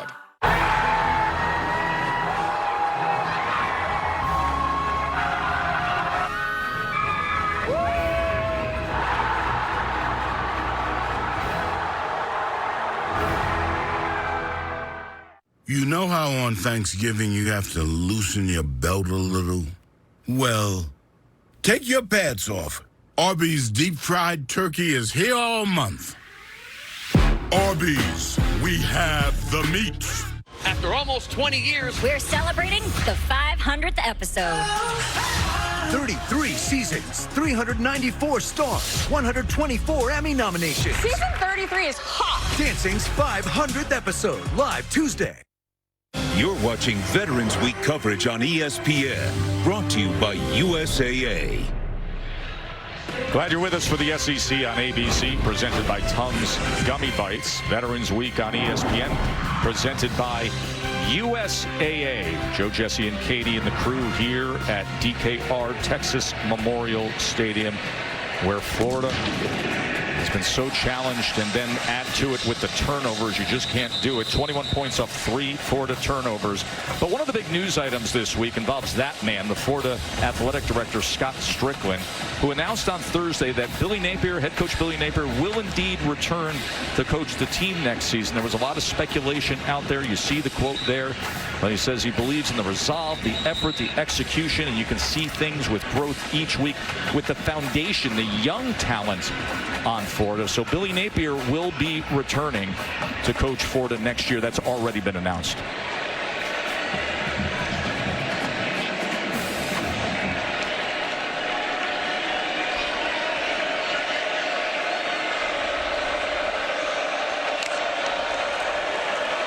Here's Jackson on the pitch, and a good run by Jackson. All right, Jesse, obviously you're a former star Florida football player. You're in the business. You stay close to the program. Your reaction to that news? I think it's the right move. I think, one, it's obvious this team plays really hard for Billy Napier. You saw it against Tennessee. You saw it against Georgia. You and I and Katie saw it live last year when they went on the road to Missouri against the top Missouri team and almost beat them.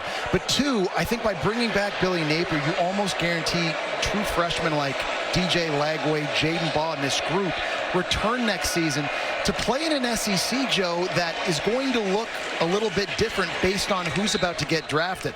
There'll be no Carson Beck next year in Georgia, no Jalen Milroe at Alabama, no Quinn Ewers here at Texas. Jackson Dart's gone. The Gators still have to play Miami next year on the road. No Cam Ward, obviously, in that game either. You don't see patience anymore in college football with respect to hiring and firing coaches, certainly not in this league.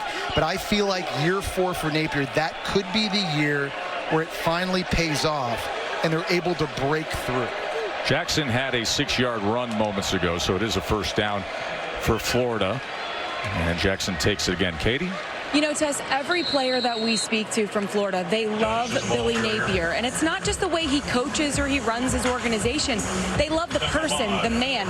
Players say they feel like they're a part of his family and they view him as a role model. And Jesse, you know better than anyone, how the players feel about a coach, how they play for that coach, it matters. It goes a long way. Yeah, it's not quantifiable, Katie. It's not something that necessarily shows up in the stat sheet. You just see it when you watch the film and the effort that these players give. And you've seen it time and time again now, especially in the last 2 years. 2nd and 6. Jackson again. Be 3rd and short from there. And the players played a big role in why this is happening. You talked about it. There's a quote from Hayden Hansen, said, we're playing for him. This locker room is playing for him and playing hard. And then when we visited with Billy Napier yesterday, he brought up the fact of how appreciative he is of the players and how they have approached things. And he's humbled by the way they went about things, to have that support, to play with effort, to respond the way that they often do. Obviously in a massive hole here with circumstances that are very challenging. Aiden Warner getting the start at quarterback today. Jaden Baugh now taking a direct snap on 3rd and 2. And Baugh will go ahead for the first down. I think what was also really important about making the decision to keep and retain Billy Napier now is you're not waiting into the end of the year when it can start to negatively impact your recruiting. And you know that there are, with the NIL era of college football, there are going to be a lot of other teams reaching out and calling players on the Florida roster. You make the statement that he's staying, you're able to stabilize your recruiting to help build the best possible roster for next season. Here is Warner on 1st down, and that is incomplete. And Pete Thamel, the excellent reporter and insider for ESPN, he reported that 70% of Florida's NIL money is connected to the talented group of freshmen and sophomores that Coach Napier secured and is developing. And you have to capitalize on that. You have to keep them, and you have to continue developing them to take the next step in this league, which is absolutely brutal. So no question what you just said, Joe, went into the decision-making process to retain Billy Napier.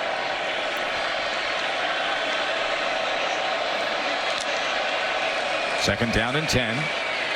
As Baugh able to get it to the outside and picks up 4 yards. Now, listen, we have framed today in a very specific way because of the injuries. Aiden Warner, who is a transfer from Yale, who was 4th string in August, worked his way up to 3rd string. He's the starting quarterback today because that young superstar DJ Lagway is out. But look at the rest of the list of who is not playing today on the Florida offense. And they're hoping to get DJ Lagway back for LSU. They're hoping to get Montrell Johnson back for that game as well. Maybe Elijah Badger as well. And remember, they're still trying to get to a bowl game.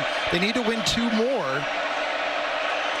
No doubt, they got to get those skill guys healthy. 3rd down and 6 as he goes underneath to Baugh, and Baugh is going to lower the shoulder and get a first down, but a flag is down. We're going to check on that back at the 47-yard line as Warner took a big hit at the end of the play. That's what it's going to be on Barron Sorrell from Texas. Personal foul, roughing the passer, forcible contact above the shoulders on the defense number 88. That 15-yard penalty will be added to the end of the run, and it carries an automatic first down. Barron Sorrell is a senior. He's played a lot of football. He knows better than this. Just coming off the right side, has a free shot to the quarterback. He's just got to lay off.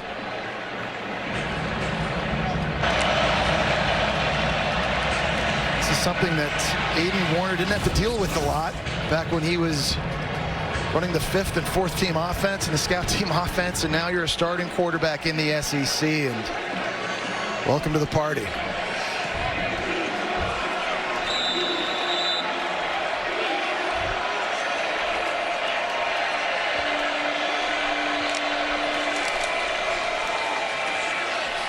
Here's Ball, and now with Florida marching down in position, we have referenced the consecutive game scoring streak, the NCAA record, 456. 1988, October of 88, the last time that Florida was shut out. It wouldn't surprise me, honestly, in this game if at some point in a situation like this, Napier just decides to kick a field goal, even though that's obviously not going to help in this game. He did that. People will remember his first year in 2022. They played the Vegas Bowl against Oregon State. I think they were losing 30-0. You're right. They kicked a field goal late just to keep the streak alive. So Florida AD Scott Strickland on the sideline. There's a pump. There's Warner to the end zone, and it is incomplete, well beyond Marcus Burke, covered by Barron. So this is a position, I think, where if you're Billy Napier and the coaching staff, you're trying to see improvement, and these are all coachable moments. Again, trying to get to a bowl game. You need 2 more wins in the next 3 games. DJ Lagway may go or may not go next week against LSU, so these are big opportunities. I know the game is way out of reach, but for Aiden Warner in this situation down close to the red zone, for him to make something positive happen, to learn from it and gain confidence. 3rd down and 8.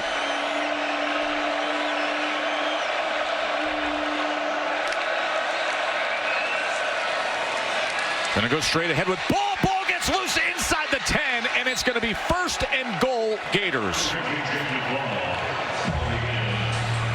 Really nice job being physical. Bryce Lovett at right guard. Brendan Crenshaw Dixon right here at right tackle. Obviously, they get some pulls in and around, and there goes Ball over and over again. 3rd downs. We've seen the Gators run it between the tackles, which is not an easy thing to do against this Texas front. Trying to keep the streak alive. Ball can't find much. Just 2 yards there. Anthony Hill with the tackle. 456 consecutive games that Florida has scored in. Yeah, and it wouldn't surprise me here if the Gators just run. I mean, that's been their best play right now in this game here, obviously in the first half. And as we know, down in this area of the field, it gets really hard to throw. The windows get a lot smaller. They constrict a lot quicker.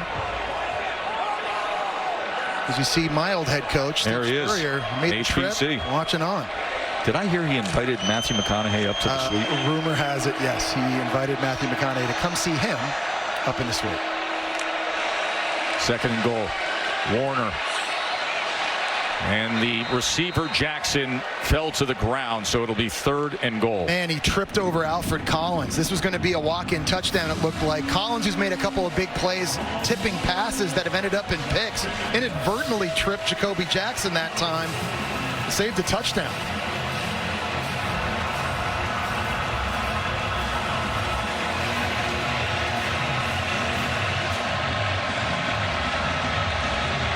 Billy Napier looking for his offense to finally break through today.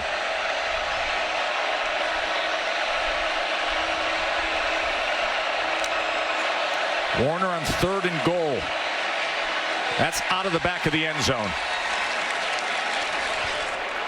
And he says, let's go kick this thing and let's get rid of that goose egg on the scoreboard. Remember, Trey Smack missed from 30 yards earlier today. With former coaches like Steve Spurrier and Urban Meyer, and those offensive minds, you don't want to be known as the guy that had the streak snapped. 456 consecutive games scoring. And now Trey Smack trying to extend the Florida streak. 23-yard field goal does just that. And that streak is 54 games now longer than any other college football program in history. Of course, spanning so much of that man's success, the HBC. We've got a Gator score. It's 42-3. All over the world serving our country. Love seeing the flags every time we span the globe. SEC on ABC on a glorious day here in Austin, Texas. Just the 4th meeting ever. First time since 1940. Texas 2-0-1 in those games that span from 1924 to 1940, and now up big today. So Texas, one of 4 schools to play Florida multiple times and be undefeated. You got Villanova, Harvard, and Nebraska. What a strange grouping that is, as the other 3. Start of a big day of college football here on ABC. And let's check in with Kevin in the studio. Tess, over on ESPN, look at this developing situation. Number 4, Miami, now down 11 to Georgia Tech here, Boog. The bees are stinging in the ATL. What a catch by Lane. Full extension touchdown Jackets. 235 rushing yards for Georgia Tech, just 35 in the air. Here's 15 of them into the end zone. 21-10, Georgia Tech over on ESPN. Tess, Jesse. And that Miami team, listen, they do not have the best group in the defensive backfield, but they can score with anybody, so don't sleep on Miami there. Meanwhile, with this score and a big roar, Arch Manning comes into the game. The 6'4" redshirt freshman who started in place of Ewers for 2 games already this season. As Jaden Blue will take it out to the 30-yard line. Ewers went down, remember, with the injury back on September 14th. Arch comes into that game against UTSA. Boy, he didn't do much of anything, only had that 67-yard run that blew up the internet. Listen, there's a lot of things that he has he simply can't coach. He's 6'4", he's 225 pounds, and he's got arm talent. And like his grandpa, Archie, man, he can run. Flag is down after Blue carries it. Holding on the offense, number 56. 10-yard penalty from the spot of the foul. Replay second down. You know, they say it skips a generation, but in fairness to his dad, Coop, who was a really good receiver in his day, he's able to make that part of his game. He's been a lot of fun to watch on tape, though, Joe. You can see why he was so highly recruited and certainly the future here of this Texas program. I mean, he just strided on that 67-yarder. Of course, his uncle Eli, one of your dear friends and former teammates. Yeah.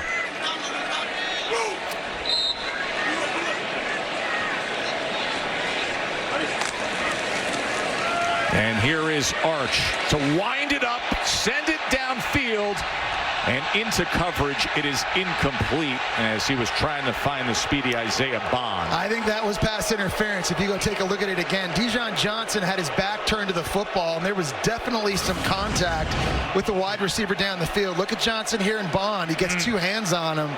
I think that should have been called PI. Yeah, there's no doubt that Johnson got there early. Johnson, who himself has been dealing with an injury, as this defensive backfield for Florida has been patchwork today. And you can hear the fans here at DKR believing it should have been PI. So 3rd down and 15 for Arch Manning.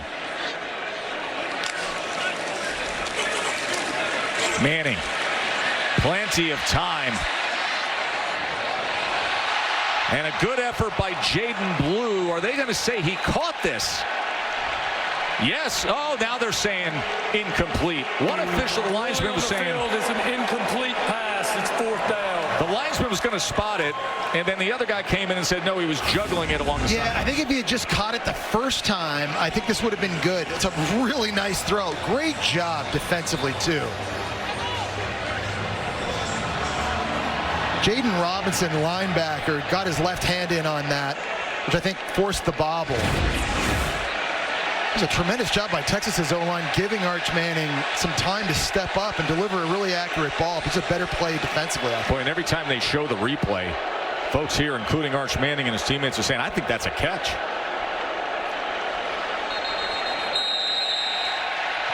And Steve Sarkisian. The ruling on the field is an incomplete pass. That play is under video review. Officials are going to take a timeout. And let's bring in our rules expert, Bill LeMonnier. Did Jaden Blue do enough here to overturn this, Billy? Well, there's no question that he initially bobbles the ball, but then he re-grabs the ball with firm control. The right foot is in bounds. The left foot is up off the ground. Now he takes and falls out of bounds. I've got a catch. Billy, I want to ask you a question about when he falls out of bounds and that gray area of what we still consider the process of the catch. If we could just watch the end of that play one more time. When he goes to the ground, does he fulfill the commitment, Bill, of completing the process of the catch? Watch when he goes to the turf. Yeah, I've got firm control here. Okay. And now he's taking and going to the ground, and he maintains that firm control all the way to the ground. Right there? Yeah. Oh, yeah, good point. I didn't see that. Okay. Excellent. That's an incomplete pass then, in my error. Good eye.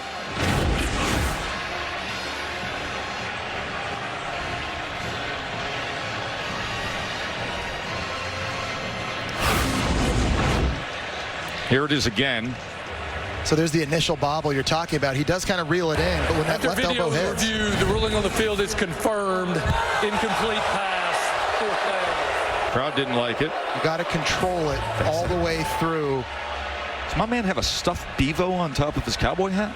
I hope so.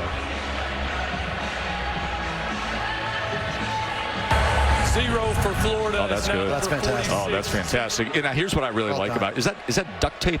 Is he just duct taping the stuffed bevo? No, Is that plastic? What is it might going be on a there? garbage bag, but let's. I don't know. I just love desperate times call for desperate measures.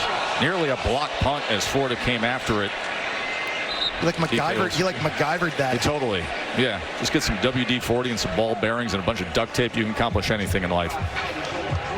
Well, we got a big one coming up in Oxford, Mississippi,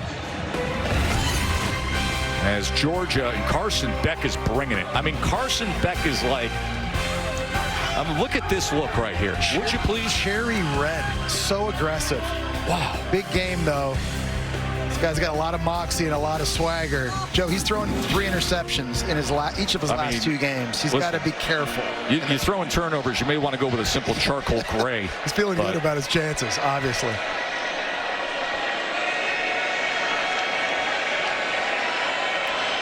Aidan Warner here in the midst of this 3rd quarter.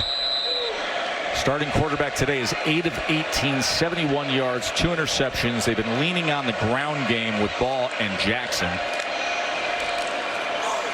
And here is Jackson as he has wrestled after a gain of 2.5 yards. And when this defense, and there's Broughton, by the way, back now playing in the second half. He missed the first half because of a targeting call against Vanderbilt in their last game. When this defense takes away the inside run, it is so hard to move the football on them, because when you try to run outside or go RPO in the quick game, their speed covers it all up. They don't give a lot of explosive plays deep down the field. And when you go back and look at the Georgia game, Georgia ran in the inside in the first half, scored some points. In the second half, Texas completely took it away.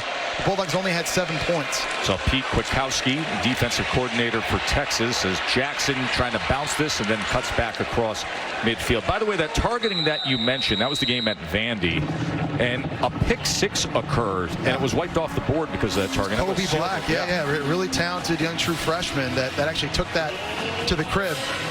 Penalty negated it, but Broughton, I'll tell you, it's amazing this D-line inside lost Byron Murphy to the 16th pick to Seattle, and then T'Vondre Sweat, the 38th pick to Tennessee. And they reload with Alfred Collins and Broughton. They go to the portal. They get Lole from Louisville and Bill Norton from Arizona. They are deep, and they are tough inside. That was a big part of our visit with Coach Sark yesterday, specifically talking about how deep they are as Jackson takes it and spins free for a first down. And listen, he understands the formula of what a roster needs to look like to win a national championship. And he said, we're 8 deep. We can have fresh bodies that all look the same, are the same kind of player. And you go through the history of recent college football. Yeah. That's really what defines it. In the trenches. In the depth in the trenches. No doubt. And listen, spread offense, up-tempo, everybody's throwing it around, air raid offense everywhere. Championships are still won at the line of scrimmage. Texas is deep on both sides. Jackson's 8-yard run makes it a first down for Florida. Warner's going to get it to Boardingham, and Arlis Boardingham will go ahead for a first down.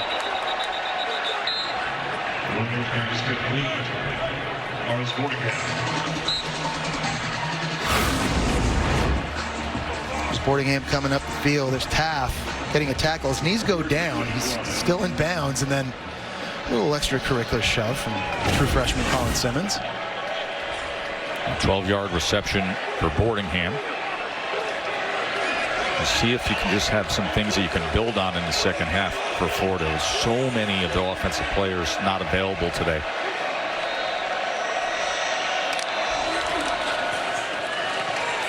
Warner, quick strike, good ball, and a completion to DK. Yeah, and I like the play call too, Joe, because at this point of the game down 42-3, you don't have to play close to the vest and play to win necessarily. Just test the redshirt freshman quarterback. Let him run some plays where he's got to take some chances down the field.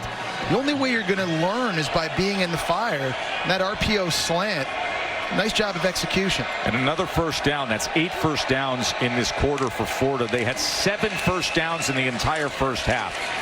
So at least moving the ball, moving the chains a little more, finding some consistency offensively. Been really impressed with their running back group as well. And you think about losing Trevor Etienne in the offseason. He transfers to Georgia. Montrell Johnson, their leading rusher, now down. Jaden Baugh, the true freshman, you've seen him today. Jacoby Jackson, number 24. These two guys, the last two games, man, they have been running hard. Ran for almost 200 yards against a good Kentucky D-line. Then last week against Georgia, they averaged 4.75 yards a carry against that defense. Texas couldn't do that. I mean, these two inexperienced running backs. There's Montrell Johnson there. They're excited to get him back. They need him back if they're going to get a bowl game. Injures knee against Tennessee, missed the game against Georgia, and obviously out of action today as well. We've seen a lot of Ball. We've seen a lot of Jackson. Jackson. So he works his way inside the 5-yard line. Let's see where they spot this ball. Well, still a lot of fight from the Gator offense, and maybe surprisingly, Texas still playing with a lot of their starters in the front seven at this point of the game. You take a look at what Baugh and Jackson have been able to do in this one. Pretty good. It's a very deep running back room they have.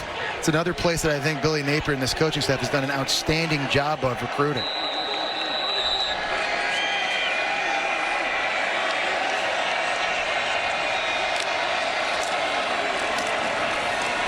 As Baugh tries to spin his way for extra yardage on 1st and goal, gets it down to about the 2-yard line. And you're just trying to find wins. Joe, you and I have referenced it a couple of times, right? Just things you can build on, and a touchdown here against this defense, it does a lot for the confidence of a lot of these inexperienced players.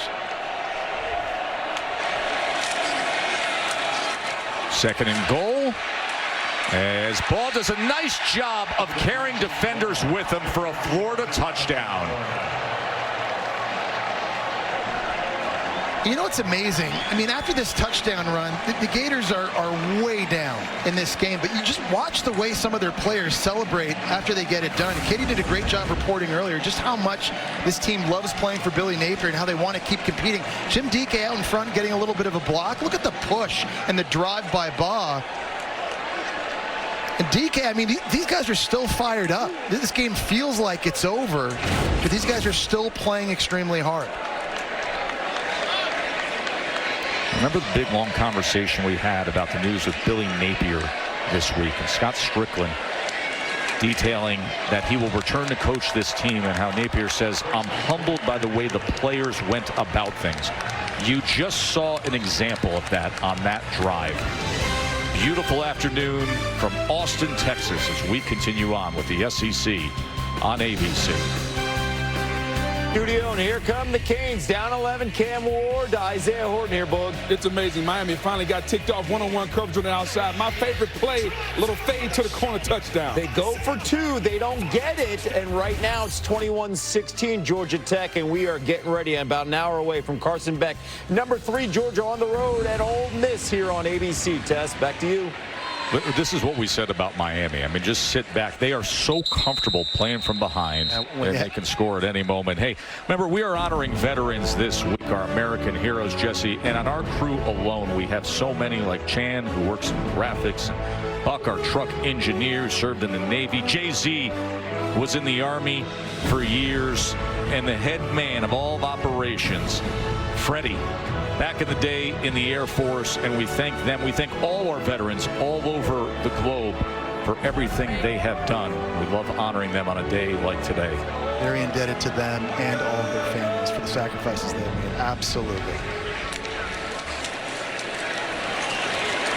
Jaden Blue catches a seam. Here he goes past midfield before he is finally run down by Castell. Well, it's a really nice job by Kelvin Banks, their outstanding left tackle. He's got to chase down a linebacker and get a kick-out block here on this pitch play.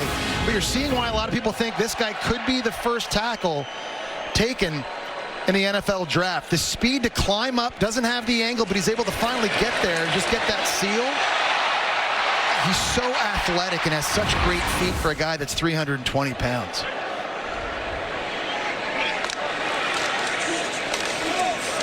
Gibson as he cuts back and will go ahead for 12 yards and another first down. We're talking about the depth of the Gators running back room. How about Texas? You lose Jonathan Brooks and Keelan Robinson to the draft, and then C.J. Baxter and Christian Clark get injured back in August. So it's been Wisner, Blue, and the true freshman Gibson. These guys have really stepped up. You've seen it today. They make plays running the ball. They make plays catching it, too.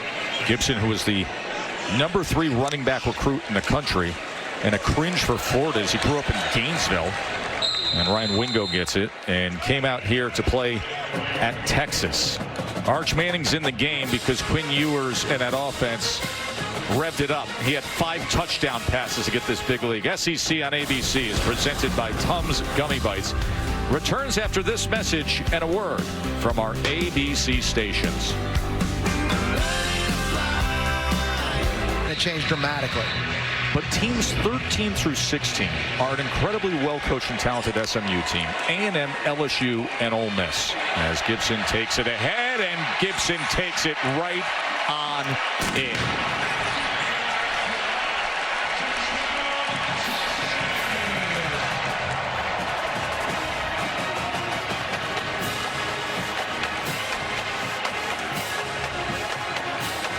And you're seeing the depth that Texas has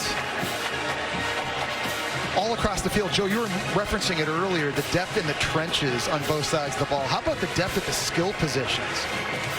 When the ones come out, the twos go in, and it doesn't feel like there's really a whole lot of drop-off. You just can't say enough about the job Steve Sarkisian, this coaching staff, has done, just loading the cupboard with talent.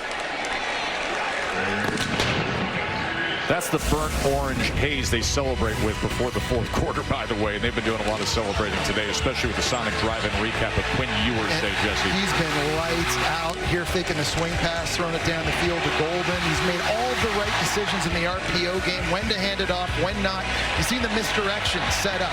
Lots of yards coming out of the backfield from Wisner, hit on the swing and after the catch. And what I really love the most, though, he's been accurate throwing the ball deep. Came into this game with just 2 completions of 30 or more air yards on the throw. He's already got 2 in this game. And remember, DeAndre Moore dropped 2 others that could have very easily been touchdowns. The question again, is Quinn Ewers back after the injury? If you've watched him play recently, the answer is absolutely yes. Quinn Ewers is back. And a career high 5 touchdown passes on the day.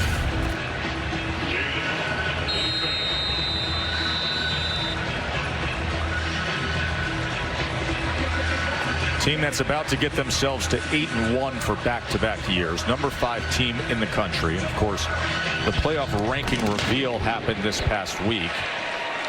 And you sort of get a glimpse as to where things can head. Ball on the return.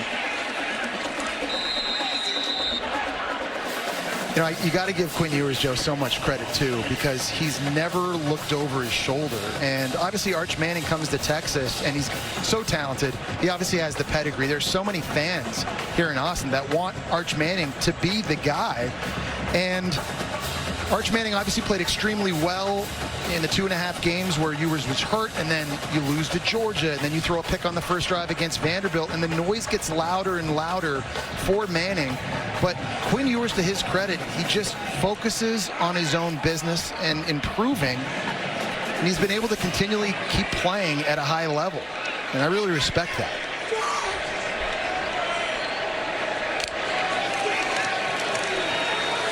Jaden Ball will take the carry here. Been seeing a lot of that from Florida in the second half. I just know at the quarterback position how hard that can be too, Joe, just personally. Well, you dealt with it at Florida. I did. I mean, I had Rex Grossman behind me my senior year, who was going to end up being a Heisman finalist and a first-round pick. And we also had Brock Berlin, who was the #1 high school recruit coming out that year. It's really hard. It's hard to just focus on yourself and not worry about what other people are doing. I give Quinn Ewers a lot of credit because he has shown tremendous mental toughness. We had a really good visit with him yesterday, and you start to get a sense of his personality and his maturation, and timeout is going to be used here by Florida. And Katie, I thought it was really interesting to sit with Quinn Ewers yesterday and and just get a sense of where he feels he is in his career. Yeah, Tess, he knows who he is at this point, and he said he loves the verse, iron sharpens iron. He said there's no truer example than him and Arch Manning. He said we want the same thing, so we push each other every single day. And he said championship teams, you have to have mature relationships in the quarterback room, and they clearly have that. They do. You know, there's also a story that we heard around the program about earlier this year when Arch Manning was actually playing for then injured Quinn Ewers, and there's the moment of getting the post-game TV interview, and Arch Manning said, no, I don't want to do that. This is Quinn's team right now, and I just don't want that spotlight. You got to give Arch so much credit for that, because there'd be a lot of young players in their first or second year that are enjoying the spotlight. They want to bask and revel in their success. He played so well in those 2.5 games as well, but to maintain that relationship with Quinn Ewers, that's been paramount, I think, to the chemistry they have on offense. A lot of pressure on Warner as he just tried to get it in the direction of Tank Hawkins. We've seen some talented young true freshmen, obviously, on Texas as well. That's another one right there, number 11. And Colin Simmons, so much speed getting upfield. He was the number 2 ranked defensive end coming out of high school. You go back and watch their game against Mississippi State, he basically took the game over by himself, and he's going to be a very feared pass rusher in the SEC for years to come. Those here at Texas will tell you as good a pure pass rusher at a young age that they have seen in a generation. 3rd down and 6 as Warner fires it over the middle, and it's incomplete. Good clean play by Michael Taft that time, coming up and forcing the PBU. And I wonder at what point now, if you're Steve Sarkisian, are you taking the ones out on offense and on defense? We've already seen an injury to their right tackle, Cameron Williams. We don't know the severity of that, but we talk about the championship rounds coming up. Renewed rivalries on the road at Arkansas, at Texas A&M. They might have an SEC championship game in a couple of weeks. They need to be all hands on deck for that. It wouldn't surprise me if you start seeing more of the 2s and 3s get in the game. Yeah, we're going to talk about that SEC championship game. Of course, the new format this year. This is a divisionless SEC. Oh, boy. That's about as easy a flag to throw as you're ever going to see with the kick-catch interference, and Silas Bolden was taken down hard.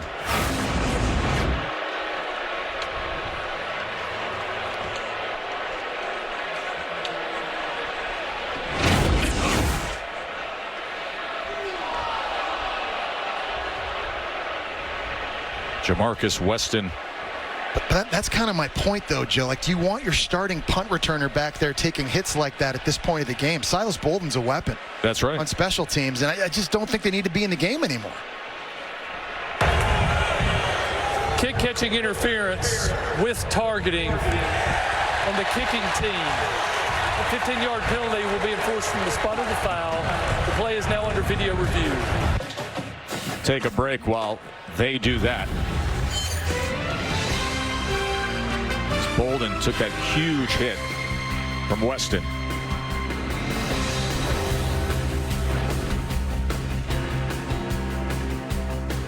Vince, they will be dueling with Georgia. Critical SEC game coming up right here on ABC in moments. Georgia and Ole Miss down there in Oxford. Moments ago, Jamarcus Weston, Jesse. Yeah, well, this was called for targeting. They ended up wiping that off. I think that's the right call. Didn't hit him with the crown of the helmet, had the helmet off to the side, and there wasn't forcible contact made to the head and neck area. That was easy to see. Jarrett Gibson, the true freshman running back, takes the carry. Looks like finally Texas has all 2s across the board now in the game, getting some valuable reps here late.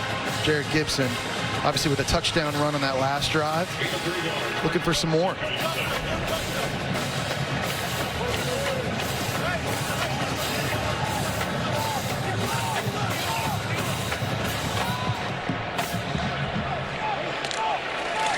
Here's Arch Manning on 2nd and 7, gets the ball out quickly to Bolden in space, and that is the quick burst that you were referencing. Yeah, he's very, very dangerous. You see it on special teams all the time, and good decision by Arch Manning that time in the RPO game. Very quick, gets it out fast. Because he got it to Bolden with space, he was able to do something after the catch. 13-yard reception for Silas Bolden.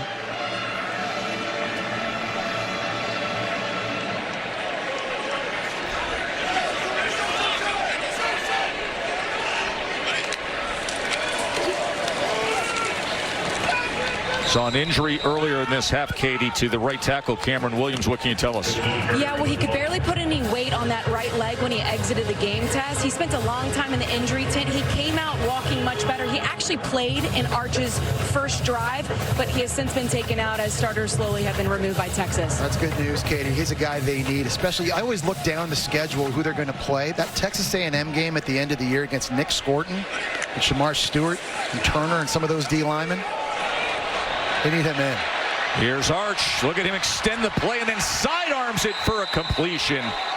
And you just can tell where this is all leading to in the coming years when you see the glimpses of talent, don't you? He's just so strong. Again, we talked about being 6'4", 225. Triquez Bridges is bearing down on him here. A lot of quarterbacks go down there. Ineligible player downfield on the offense, number 74. 5-yard penalty from the previous spot with the replay of second down. His athleticism and balance and the ability then to get the ball back into a throwing position to deliver it accurately. That's pretty special stuff. Former #1 quarterback recruit in the country, the consensus 5-star. Some services say top 8 quarterback recruit in the history of the sport. And of course, the future of this program, and a guy who's already shown success this season when he stepped in for Quinn Ewers. Gibson again as he brings it out to 28. Ball came out at the end there. They're going to say it is Florida ball. Wow. So a fumble recovery as Florida's able to secure it. Aaron Gates gets the fumble recovery. It was Miles Graham, the true freshman linebacker, highly recruited himself. We're seeing all types of true freshmen making plays here. Comes over and punches that football out. Great job in pursuit. Coming off a big game where he had his first sack of his career against Georgia last week. And again, Gators, they are not quitting.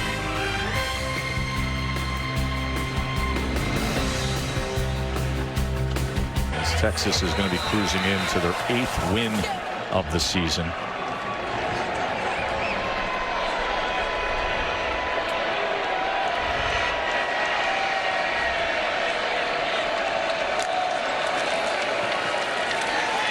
Aiden Warner with time, and he's going to go shallow underneath to Jim DK. Transfer from Wisconsin. Now you think about the sustained success that Steve Sarkisian is trying to build here at Texas. Obviously reaching the college football playoff a year ago. How he's built his roster. They lost 11 draft picks, Joe, to the NFL last year, but he's had 3 straight top 5 recruiting classes out of high school. Obviously you bring in a guy like Arch Manning, the future at the quarterback position. He's done really well in the portal as well. Jackson on first down. You get guys like Quinn Ewers and Isaiah Bond and Trey Moore to just reload every single year. The other thing you got to give him credit for, too, is staff continuity, Joe. Oh, that's huge. It's the only program in the Power 4 that has had the same head coach, the same offensive coordinator, and the same defensive coordinator for 4 straight years. So there's continuity. The players are learning the same schemes every year.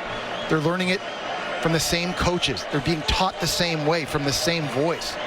And they have Jeff Banks as the special teams coordinator, who in many circles is considered one of the very best at that as well. So right across the board. There's Warner on 2nd and 1. He's just going to check down to Mizell, and that's incomplete. But, I mean, you think about the previous 10 years in Texas before Sark got here. They had 7 different offensive coordinators and 6 different offensive line coaches. You can't have any sustained success that way. And so I think a combination of reloading the roster year after year through recruiting in the portal and the continuity on the staff, that's a big reason why Texas's program is where it's at right now. 3rd and 1, and Jackson will get the first down for Florida. Man, I'm so psyched when you look at this stretch run of games in the SEC. Just to look down and analyze Texas and see November 30th at A&M. You know what I love is right now there's 5 one-loss teams in conference play in the SEC, and so many are going to play each other, right? Bama and LSU playing tonight. Obviously Texas and Texas A&M, that's coming up. Georgia and Tennessee, I think next week. And this thing is far from over inside the conference. Jackson again, and this is a good run by Jacoby Jackson as he drags a defender for what should be another first down. And you look at the top contenders in the SEC. Look at this beautiful skyline of Austin, Texas. You see Georgia and the Aggies and Tennessee, Longhorns and LSU, of course, a big one tonight. Yeah, I mean, Georgia obviously with two big ones coming up with numbers beside their names. I'll tell you, though, two of these games are rivalry games that are getting renewed. And you and I have been talking a lot about that game next week at Arkansas. Arkansas fans hate Texas. But truly. It's like safe to say that. Like, Sark talked about it yesterday. I don't want to use the word hate very often. You can. But that is accurate. Warner able to get it to DK, and DK inside the 10-yard line, up and over. So it'll be 1st and goal, Florida. No, listen, that is accurate, and anything can happen in these rivalry games, so just be careful. Anything whatsoever. Nice job here by Warner. He's got a defender right in his face. That's Lole, and he's able to negotiate the defender and find a throw. And here are the Gators. They were shut out in the first half. Here in the second half, though, coming off of a turnover defensively, they scored a touchdown in their last drive. And here they are marching again. 1st and goal. Jackson. And Jackson's going to spin his way into the end zone. And this is a lot of what was referenced by Scott Strickland and Billy Napier, and the decision that was made to be publicly announced on Thursday of Napier's return to coach next season, putting that to rest of this kind of want to and fight. Yeah, and just finding out about your team when they're facing adversity. Look at the push on the left side of that Florida offensive line. I know backups are in the game now for Texas, but they've still got highly recruited, very big bodies, and that time Florida just blew them off the ball completely. I think the running game has really been the one constant, regardless of who's been playing quarterback these last couple of weeks. Georgia and today, they've been able to get it done on the ground. And Jacoby Jackson has 116 yards rushing. They've got 200 yards as an offense, Joe. That's right. Running the ball, it's incredible. 49-17.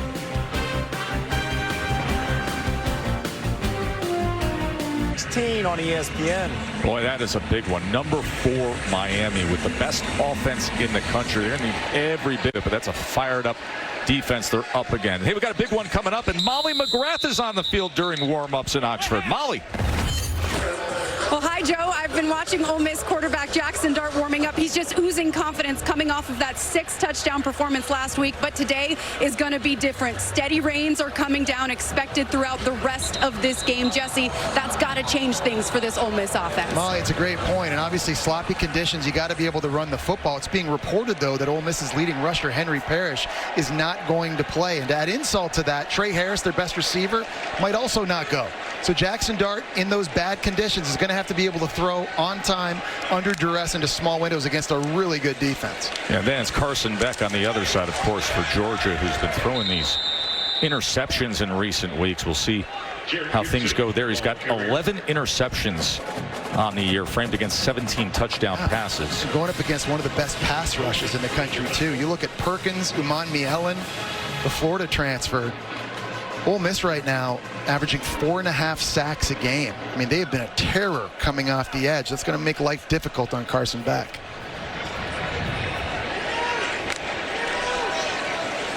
Arch Manning, quick strike, was overthrown the intended target. He was looking for Livingstone. You know, I like getting in the game here in the fourth quarter and letting your quarterback throw the football still, too. I know there's people at home probably thinking, why aren't you just running the ball, get out of here? But if you're Steve Sarkisian, this is the future of the program. Yes. This is the guy you got to develop. He needs reps.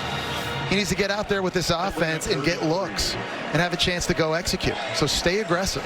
Remember, he came into the game late in the second quarter against Georgia when Ewers was really struggling. Everybody was really struggling at that point.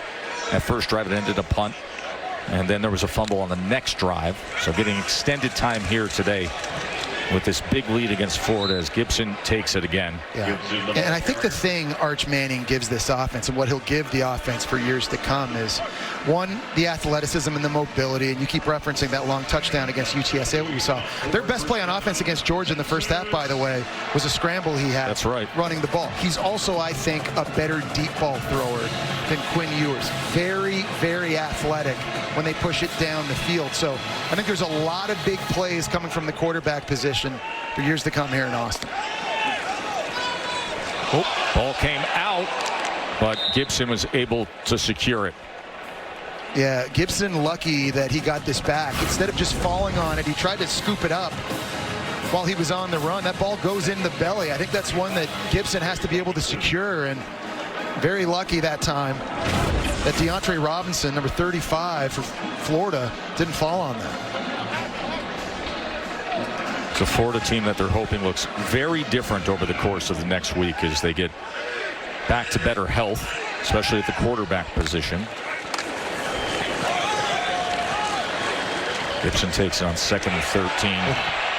And that extra push from the offensive line and Gibson. That was part of the plan with DJ Lagway today. Listen, we can't force him into action in this game. We're going to go with Warner just so next week we hope to have him at closer to better health against LSU. Because of the accuracy throwing it down the field, Joe, that's the total different dynamic DJ Lagway brings this offense, and he allows them to take advantage of the speed they have at wide receiver. When you take a look at guys like Elijah Badger and Chim Dike and Aiden Mizell, as a group, it's probably the fastest group of receivers they've had in years. They've got to be able to take advantage of that. Gibson carries it ahead for another first down. And then, of course, defensively, we've been detailing the story that Quinn Ewers took advantage of, and that's who's not there in the defensive backfield for Florida. Devin Moore, who's been an outstanding corner, had an interception in back-to-back games. He was out, and then they had to shuffle a lot of guys around. You see Quinn Ewers there, who went for 5 touchdown passes against that Florida defensive backfield today. And the problem, too, Joe, with that, with having those injuries at corner, when you look at LSU's receiver room and you look at Ole Miss's receiver room, they are loaded with NFL guys. That is going to be a huge challenge for the Gators in the back end these next couple of weeks.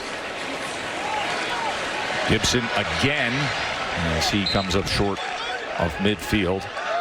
You've got a challenging week ahead of you. Jones got to pick somebody at final Golden Bachelor. Wednesday night, I know. It's been enough. Commercials have been nonstop during the game. I got to tell you, it's been an up and down journey so far for Joe, no question. And obviously in Tahiti, Pascal just decided to go home. So that guy gets a lot of buzz. He's Pascal. Parisian. He makes a lot of money. He drives a Maserati. I totally in get Chicago. It. Yeah. You know, Joan right now, she's a bit conflicted too, Joe. She's got a near impossible decision between Guy and Chalk, and it's all going to get revealed in the live AFR finale of the Golden Bachelorette Wednesday. So Texas has the rivalry game at Arkansas. Florida's got LSU at home. And Joan has to decide between Guy and is it Chuck or Chalk? Spell that for me. Chalk, C-H-O-C-K. That's the man's first name. Like Chock-a-Noodle soup. That was your favorite entrance, by the way, Joe, and I appreciate you always watching. Your favorite Golden Bachelorette entrance out of the limo I couldn't was Chock-a-Noodle soup. The man brought lukewarm soup as his opener to Joan. Now, how does she keep him around when he offers you lukewarm soup? You were sending me text messages in live time. Nyblack with the reception. I'm all Team Guy. I don't know, where's Guy from? Tahoe. I'm all about Team Guy right now. He's also a doctor. So that's coming your way, the Golden Bachelor on Wednesday night. They got betting lines on that. Oh, dude, listen, trust me. I mean, I'm back and forth. Can you like offshore that thing?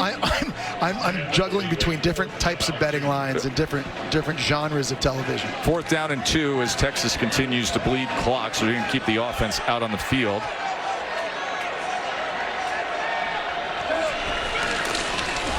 And Gibson will take it ahead and get the first down, and that will allow us the opportunity to size up the All-State playoff predictor. And this is an interesting conversation as people start to take more time to really break it down and think about where things can go. Remember, divisionless SEC this year, so it's the top 2 teams. These are the most likely SEC championship game matchups, and you see a lot of Texas there. 4 of the 5 scenarios involve the Texas Longhorns. It is going to come down, I think, to this big matchup Thanksgiving weekend, one that, Joe, you and I have been a part of in the past. I was lucky enough to call that rivalry 6 different times. But that game's going to have a lot of weight with respect to who gets into the 12-team playoff. There's Gibson keeping his footing there. And then, of course, there's the college football playoff reveal show that took place this past week, where I think there were some folks that had their eyes open a little bit when you start to see the realities of how things can play out. And, you know, when that board went up and they saw Texas-Alabama as a potential first-round meeting, I mean, I'll tell you, if you're the Big 12, you couldn't have been too happy and excited seeing that first reveal, because the fact that Alabama at 2 losses and Ole Miss and LSU and Texas A&M were all ranked ahead of 1-loss Iowa State and 2-loss Kansas State and 2-loss Colorado. It's becoming more and more apparent and evident the way the committee views both conferences that there may only be one Big 12 team getting into the playoff. That'll be the champion. We have reached the 2-minute timeout. We're breaking down everything from the Golden Bachelorette to the playoff chances. 49-17. He's had a big day, hasn't he? Well hydrated. Bro, it's crazy. We're back into college basketball. It's nuts, isn't already. it? Insane. Jackson Dart is coming up in moments. Ole Miss and Georgia should be a good one from Oxford. So much on the line, so much to determine as Gibson make his way inside the 10-yard line. There's Matthew McConaughey. I mean, he's just chilling like inside the coach's box with Quinn Ewers. Matthew McConaughey and Quinn Ewers just hanging out in the final He's just reminding the quarterback how to read the safety rotation, make sure you work through your progressions. Here's how you diversify your portfolio in the S&P 500. So if you've ever read his book, Green Lights, Joe. No, good. Got a lot of really good life advice, I have to say. Like something that stays with you. Yeah. Gibson can't go anywhere and then finds a little surge. Gibson carrying the football. 100-yard day for Jarek Gibson. Well, I think the bye week really served this team well. It goes without saying. And just helping guys that may have been a bit banged up, like Quinn Ewers and Isaiah Bond and Makumba at safety, getting these guys healthy. And we've just seen this has really been a total annihilation on both sides of the ball, Joe. Offense and defense, they've been dominant. Ewers 333 and 5 touchdown passes. As Texas is in victory formation with Arch Manning set to take that knee. And they will bring this thing right on home. 2 straight seasons now that Texas has started 8-1. It's the first time they've done it in consecutive seasons since 2008 and 2009.